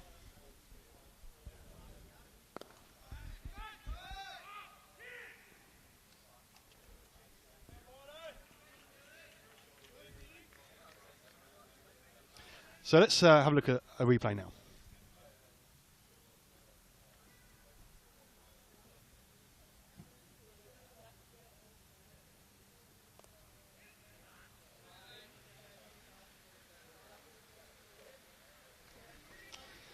So weren't quite able to make that breakthrough. We were saying they needed to make one. They had the opportunity, Hannah, but wasn't able to cling on. They're playing a nice variety of shots. They're just not at the moment able to kind of find the boundary every time, and the opportunity for the catch then just put down. Ooh, that was a good delivery. It's a good delivery there. That just possibly took his eye off the ball, lifted his head up at the time of impact, and just went past the edge. And a lot of encouragement from his teammates, in particular the wicketkeeper. Simon Hill is looking to take this first wicket and break this partnership of Anwar and Yunus. That's a slower ball, but it's gone down the leg side and is given a wide. Variation, of course, of an important part of the T20 game. We saw that a bit with the ramp shots in 3 shorts innings, and a couple of reverse sweeps, and we're now seeing some slower balls from Simon Hill, and that's gone out onto the offside, but hasn't gone anywhere near a fielder, and they take the single. Just didn't get the connection on that, but of course with a reduced number of fielders, because of the 8-a-side team, you've possibly got more margin for error on those aerial shots. I think that's right, and I think again, in terms of you said before we're getting a nice crowd down here now. It's for a spectator, it's actually quite a good format of the game to watch as well, because it is exciting. People will take risks with the shots. There's always a chance of a run out. People trying to get the 2 runs, and it's a really good sort of spectator format as well. It's very hot here, and it's not surprising that the batsmen have chosen to take on a little bit of water. It's hard work going on it, particularly as the point Hannah was making. They have played a lot of fixtures in a short amount of time, and it is a challenge for the fitness of these players. And it really could be a mid-August day here today at Lord's. I mean, it's absolutely glorious. There's not a cloud in the sky. It's just wonderful. I think the Maasai Warriors have brought the weather with them. Yeah, they're looking very relaxed to our left here. Enjoying this fixture. That's another one down the leg side, and again given a wide. Been a few more extras in this innings than we saw from Team Manchester, Hannah. And that could be the difference. They'll obviously be very annoyed with themselves if that is the difference. Yeah. That's a huge shot. Just went on one knee and launched it long levers over the nursery pavilion for another maximum.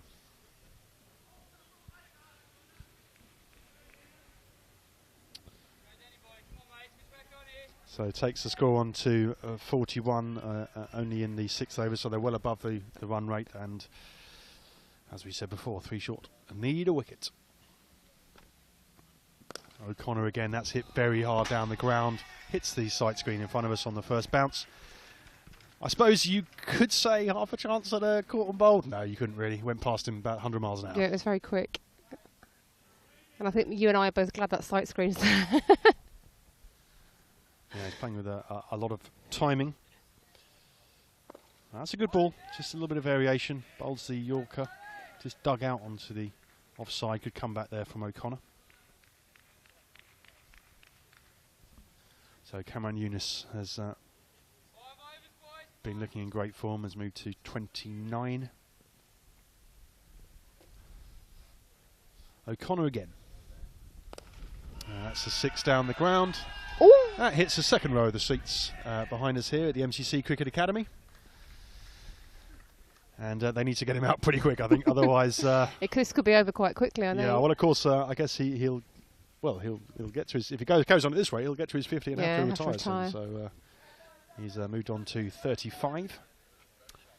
And O'Connor looking to combat this assault, but unfortunately the pressure got to him a little, and again that slid down the leg side. 3 short needs to regroup here, Hannah.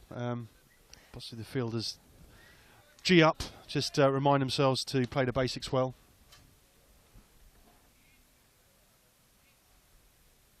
Just past the 50 mark now with that big straight 6. On to 54 for none. Yeah, you can just see the body language of the fielding side at the moment. There, you know, you can sort of see the heads are down. They need to G themselves up a little bit here, and it, like you say, get back to basics, do the basics well. So the task force is Simon Hill to get the breakthrough. That's a good start. Well pitched up delivery. Well played actually. Just turned out to mid wicket for a single. Seemed a little bit one pace, whereas Team Manchester had the Adil Hussain, who had a bit more pace. This Australian team so far seem to possibly lack that variation. That's he stepped outside the stumps there and just worked that backward of square, but it's only a single as the man in the deep returns it to the keeper.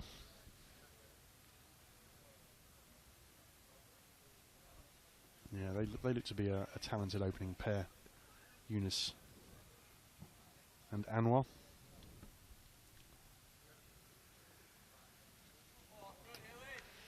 Hill just beats the bat there. I think possibly misread the pace of that delivery. Went to play a big pickup over the onside, but didn't connect.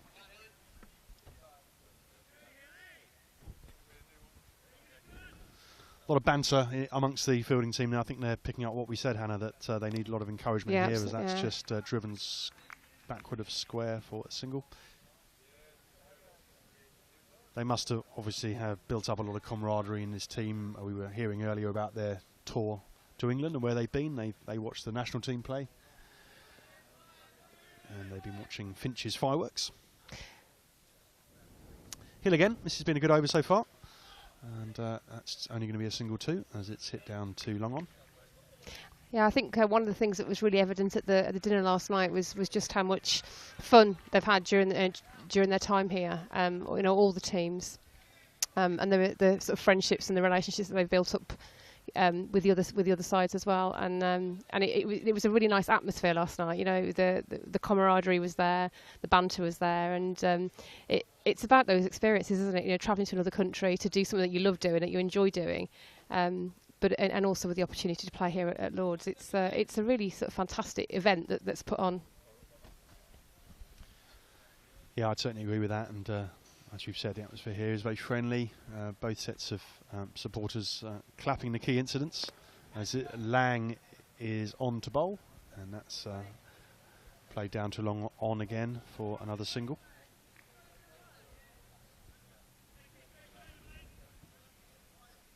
Takes Yunus to 41. That's a good ball, some good shape there. Just batsman leant forward, caught him on a pad, but outside the line of off. And a lot of chirp. You'd expect that from an Australian team, wouldn't you, Hannah? Absolutely. Particularly the wicketkeeper. That's kind of their job, isn't it, to rally the troops. And of course, in the charity game this afternoon, we've got Australia, who won the Cup of Nations, taking on the charity team. So there was lots of banter last night about how we're not going to let them win a game at Lords this summer at all. I like that. Yeah, that's a little bit of national rivalry even at this level. Completely. So just saw a boundary there through a mid wicket, and Lang, that's straight 6. That is on top of the MCC that was Academy. A great Almost hit shot. our cameraman up there, actually. Neil almost hit him, just a couple of metres away from him, but he was concentrating on the action, of course, as usual. What a wonderful shot that, very clean hit. Absolutely wonderful shot. And Anwar showing that he can hit the big shots too, after his partner Yunus being the more aggressive of the two. Lang again. It says hits the pad but outside leg. They scramble through. That could have been a run out actually, but it didn't hit. And half a let off for Yunus, who is on 41, and Anwar on 29, and the score at 70 for none.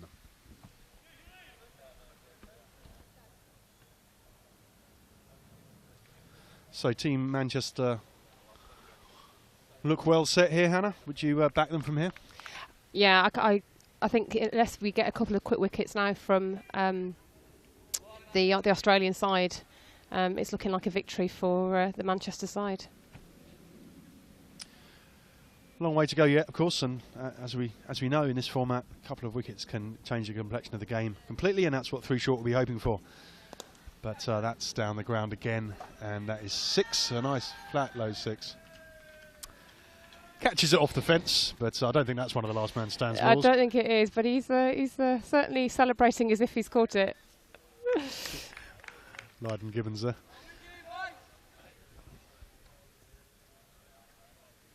So Simon Hill again, and again that's a 6. That's over. That's over Lydon actually. Just about a yard and a half over him, and another crisp hit.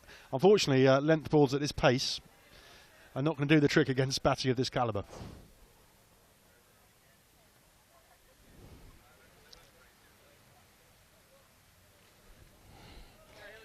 I think Eunice didn't want to be outdone by his batting partner, did he? So he's. So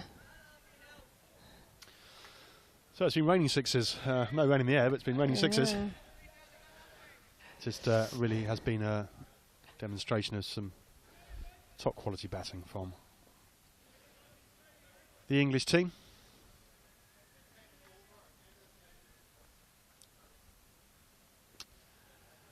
$82 for none with both batsmen on 41. And that's worked square off his hips for another boundary. Takes the score to 86. Looks kind of like both of these batsmen might have to retire at a similar time. And that actually might be the opportunity that Australia are looking for, with 2 new batsmen coming in at the same time. It's that might give them the opportunity to take a few wickets. That's driven down the ground to long off. Yeah, the run rate's over 10 and over now, so reasonably comfortable. Half a shout for a run out there as they came back for the second, but the square leg umpire not interested. Australian stumps, that seems slightly unfair, Hannah. Yeah, I noticed that actually. Yeah, very, very patriotic Australian colours, aren't they?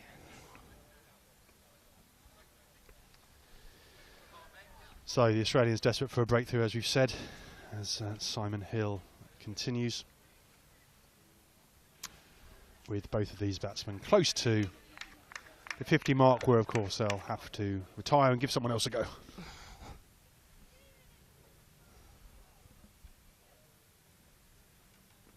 Just a reminder that if you're on Twitter, you can tweet at @lastmanstands. And indeed, you can catch up with the group matches action at lastmanstands.com/TV.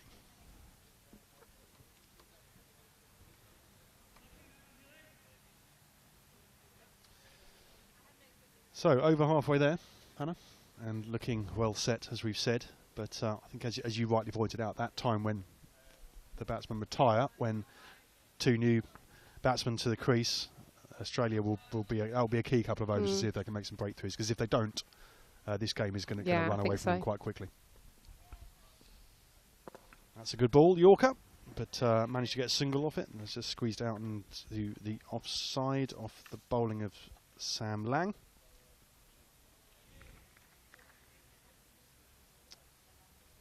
Takes the score on to 89.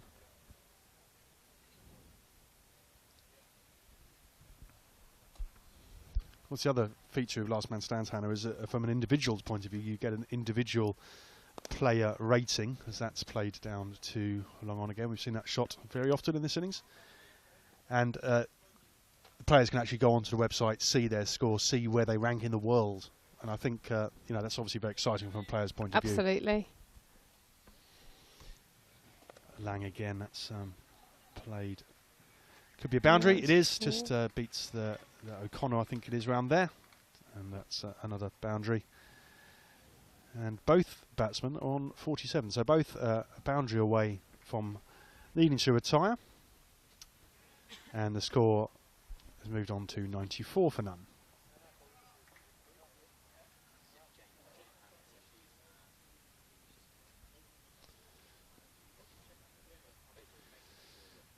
And again, that's played powerfully down the ground. In fact, hits the stumps at the non-striker's end, but no finger would tip to it, and I think it was still in his crease.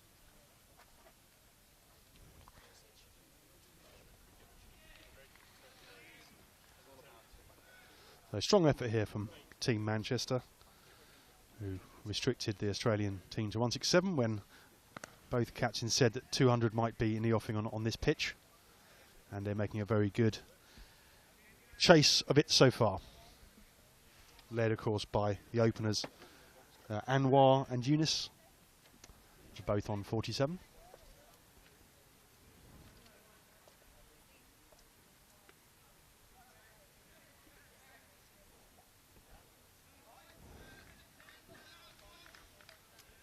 So just a slight pause here, where a few changes in the field.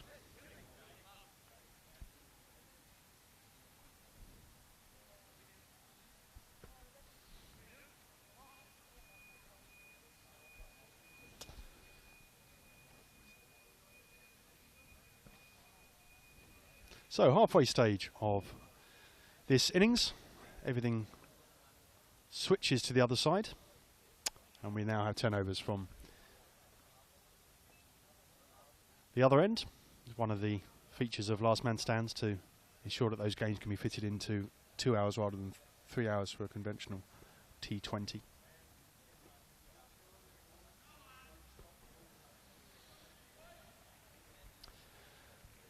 So the keeper's switched ends, and the field is back on the boundary now. And with the score at 94 for none, we go into the second half of this innings with Team Manchester very well set.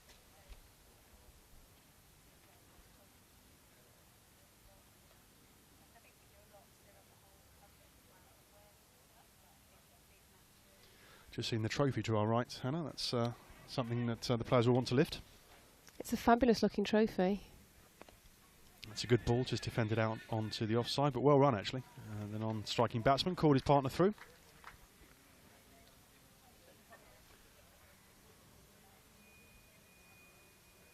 Union Jack ribbon though, that's nice. Yeah, I just noticed that. Make up for the Australian gold stumps. Yeah.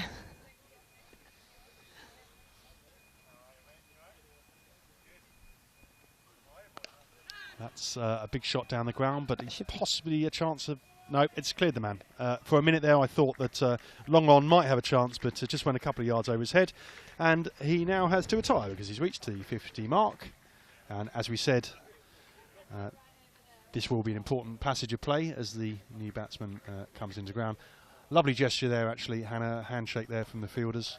Appreciate the classy innings that he has played there. I mean, it was an innings of real quality. I think any kind of Premier League batsman in the championships around the country would be really proud to have played an innings like that.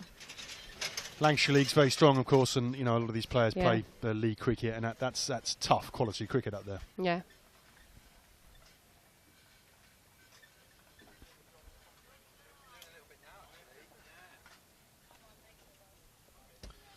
So he brings Imran Mirza to the crease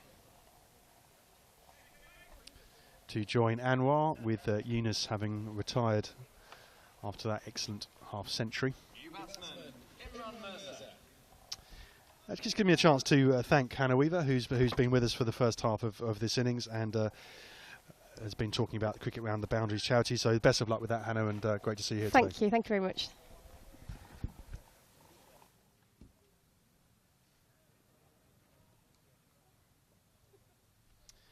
And I'm delighted to be joined by Rob Johnson of the ECB, who works in the international team section and has been heavily involved with Last Man Stands and ECB's support of it. Welcome, Rob. Thank you very much.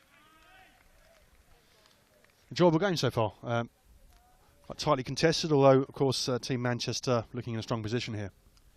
Yeah, I think unless we see some quick wickets, I think Team Manchester have got this in the bag. I think, from what I've been told, the lad coming in at 3 is quite a formidable hitter, so hopefully we'll see some fireworks. Well, that was more deft than powerful, as just turned it off the toes, down to O'Connor, is it there? and just for the single. But it's quite comfortable here, isn't it? They were going at 10, 11 and over. The required run rate was around 8 at the start of the game. So that they'll be confident of this position. But who knows? Clatter of wickets and it changes the game, doesn't it? That's right. I think at the same stage, 10 overs gone, or just about, we were about 82 for 2, 3 short. So so they're ahead of that. They're ahead of the run rate, and I think providing they keep wickets in hand, especially with a man retired, they're in a very strong position.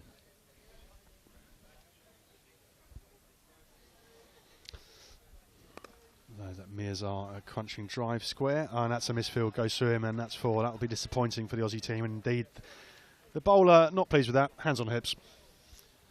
Yeah, double teapot. I think if you're going to win a game with less than 200 on the board on this small high-scoring ground, your fielding's got to be absolutely spot on, and that was leaving a little bit to be desired. So Rob, you play a bit of this format, don't you? Enjoy it? Yeah, that's right. I've played for a number of years down at Regent's Park, which is just over the road, and played for a team called the Springfield Isotopes, which is in homage to the Simpsons. But we've had mixed results. We've done reasonably well on some occasions, and been quite appalling on others. But it's great fun, and it's really a super opportunity to get people playing cricket who may not have who may have been lost to the game, who may not have sort of continued. They might have played at school or a bit of club cricket, but they've drifted away, and it gets them back involved, which is good news. Are you the David Gow or the Jimmy Anderson of the Isotopes? Difficult to say. Difficult to say. Probably a bit of a bit part all rounder, if I'm completely honest. A Dermot Reeve. Poor man's Dermot Reeve. Yeah. Well, it's a lot of fun, and we've been saying with all of my guests here how this format has taken off and extended its global reach, and has enabled people to play evening cricket around their existing work and leisure commitments.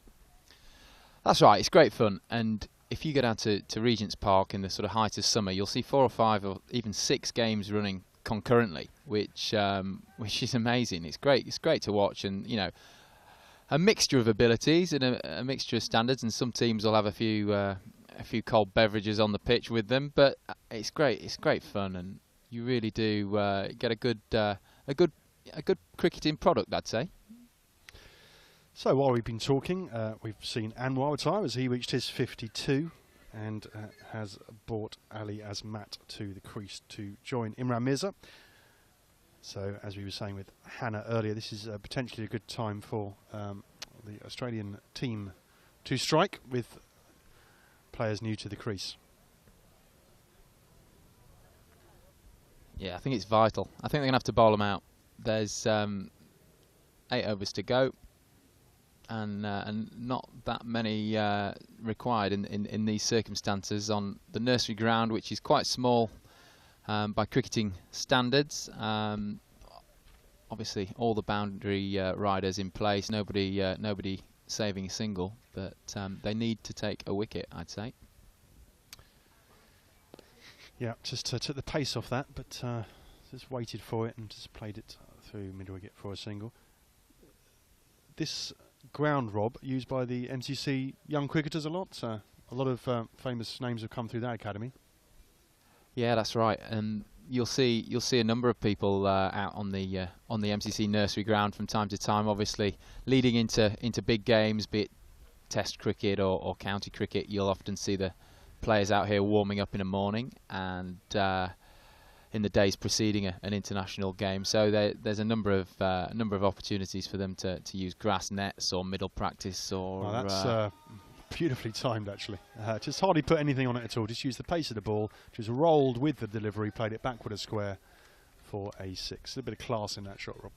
Nice little flick off the legs. But yeah, the MCC keep the ground in magnificent order. They've got a very dedicated staff who put the hours in through the summer, and it's a real privilege to have last man stands cricket out here today.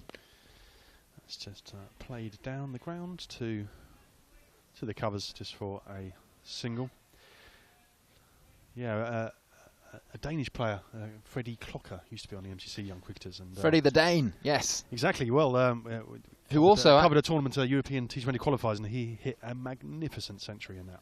I remember he 12th man for England, which I couldn't quite work out. A Dane on the pitch fielding for England, but there's been a number of success stories from the MCC Academy, and the likes of Darren Sammy and many others have been involved over the years, and it'll be interesting to see who out of the next cohort goes through and onto greater things. And no shortage of quality in these teams as well. We were saying that although this is a recreational sort of form of cricket, a lot of these players are also playing high quality league cricket, and in some instances have played at a higher level.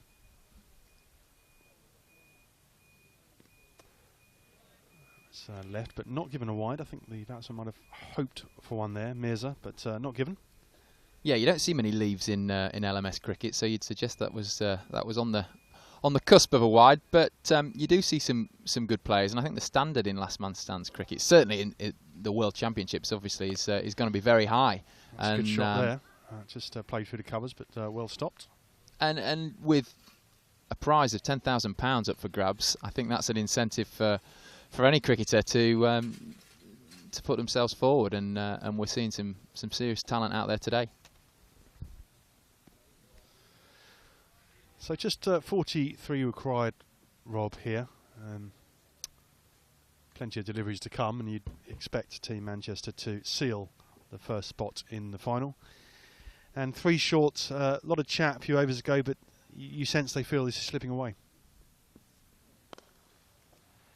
Yeah, they're coasting to victory. Team Manchester look very solid. I think Sam Lang, who's the 3 short captain, must be looking around, scratching his head. I don't think he's got a great many options that haven't already been tried. So he needs a bit of a miracle here. Only 168 to chase, and they're looking very, very strong.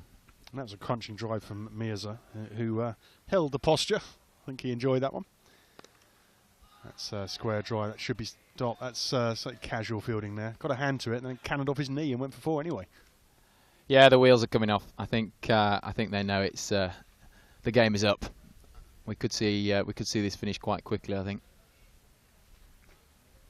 Just 35 required.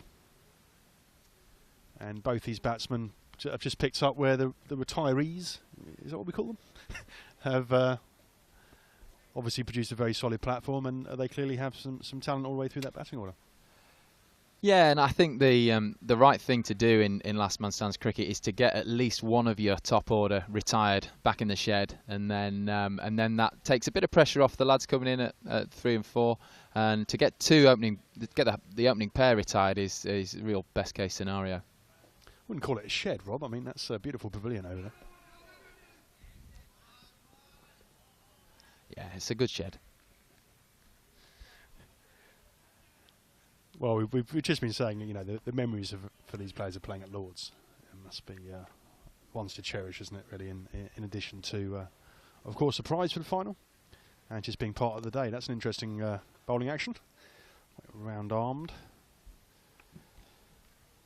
from Jason Onus.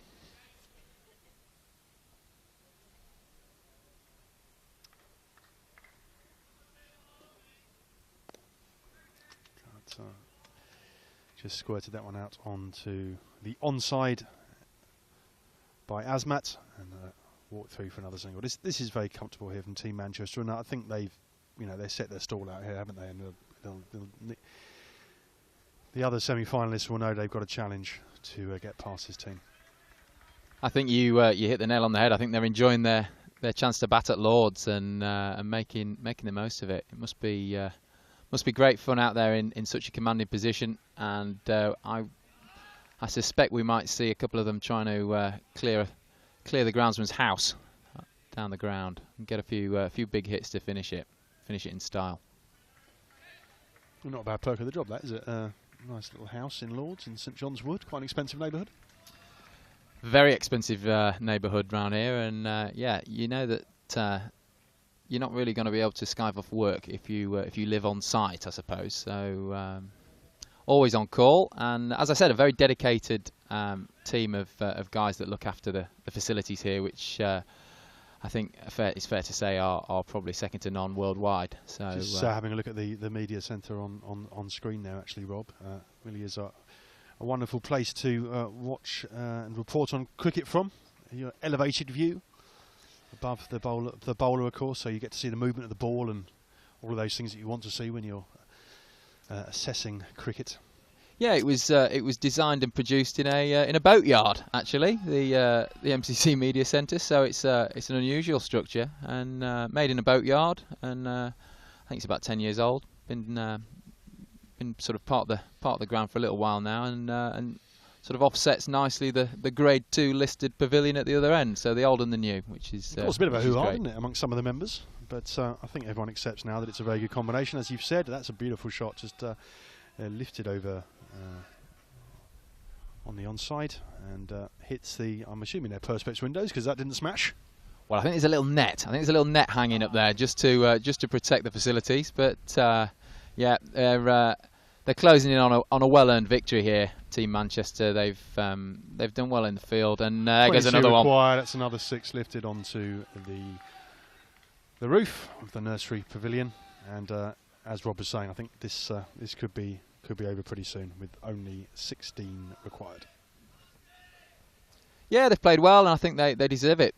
I think the boys from Canberra have had a great time over here in the World Championships, and they've enjoyed their cricket and they've played some very good cricket. But I think today they've just come up a little bit light against a formidable unit from up north.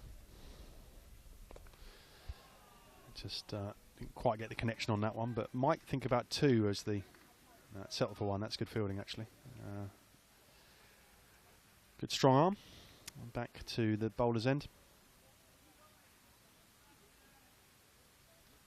Good that we saw that 12 at the end of the last innings. I was hoping we would. Yeah, the homer. Yeah, I enjoyed that too. It was. It seems to be happening more often than. Oh, he's got him. He got him. Middle stump. Bails go off, and so that's a good moment for the Canberra team, who look like they're going to lose the semi-final, but at least they got a wicket there, and that is Mirza, who has just gone bowled neck and crop. Yeah, I think he was just trying to get a bit cute there, going a bit inside out, and paid the price. But he can relax. I think they've got this in the bag. 15 or 16 required, and that shouldn't be a problem. Glad they got a wicket there, to some extent. So obviously they've been on the wrong end of it. That big opening partnership, both of them retiring, and not much to cheer about. But nice sight to see the bails come off. And we're going to go for a replay on that last wicket.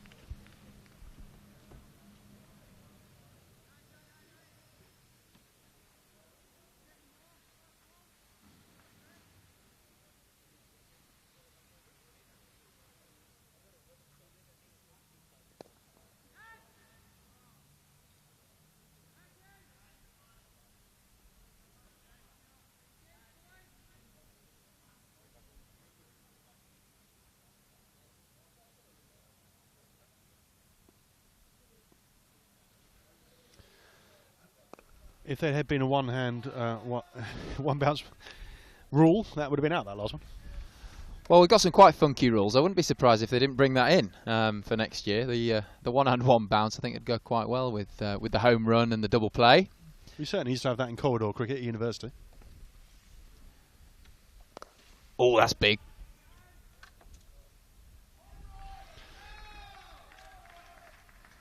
That one a long way up and a long way along.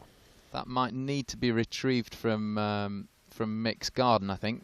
It's over the satellite dishes.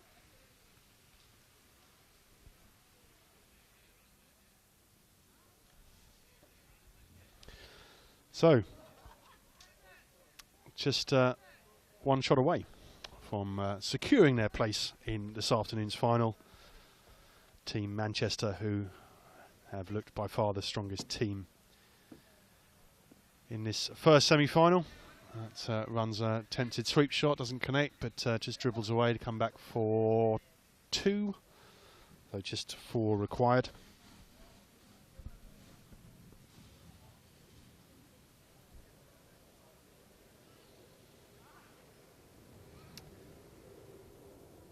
statement of intent by Team Manchester, Rob.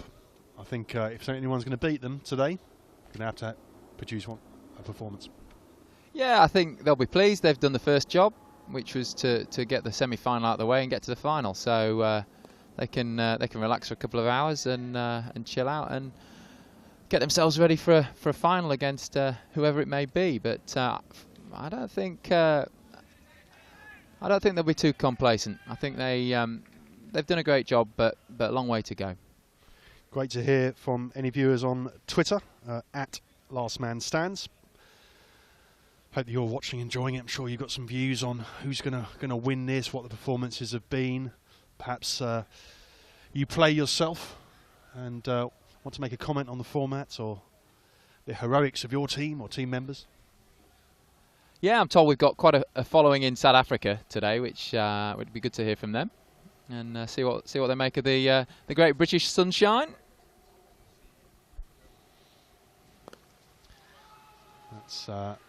That's it. Team Manchester have bought up the victory with a boundary, and they secure a place in this afternoon's final. Unlucky for 3 short, just short of a bit of quality, if you'll excuse the pun, Rob. Yeah, So they were, and you know, it's been a good start to the day. I think we've seen two pretty good teams there, and yeah, 3 short. We're a little bit light on runs, to be honest, but they've had a good tournament, and I think they can hold their heads up pretty high. So win for Team Manchester, half centuries for Anwar and Eunice, and supported by the numbers 3 and 4, and they progress to this afternoon's final.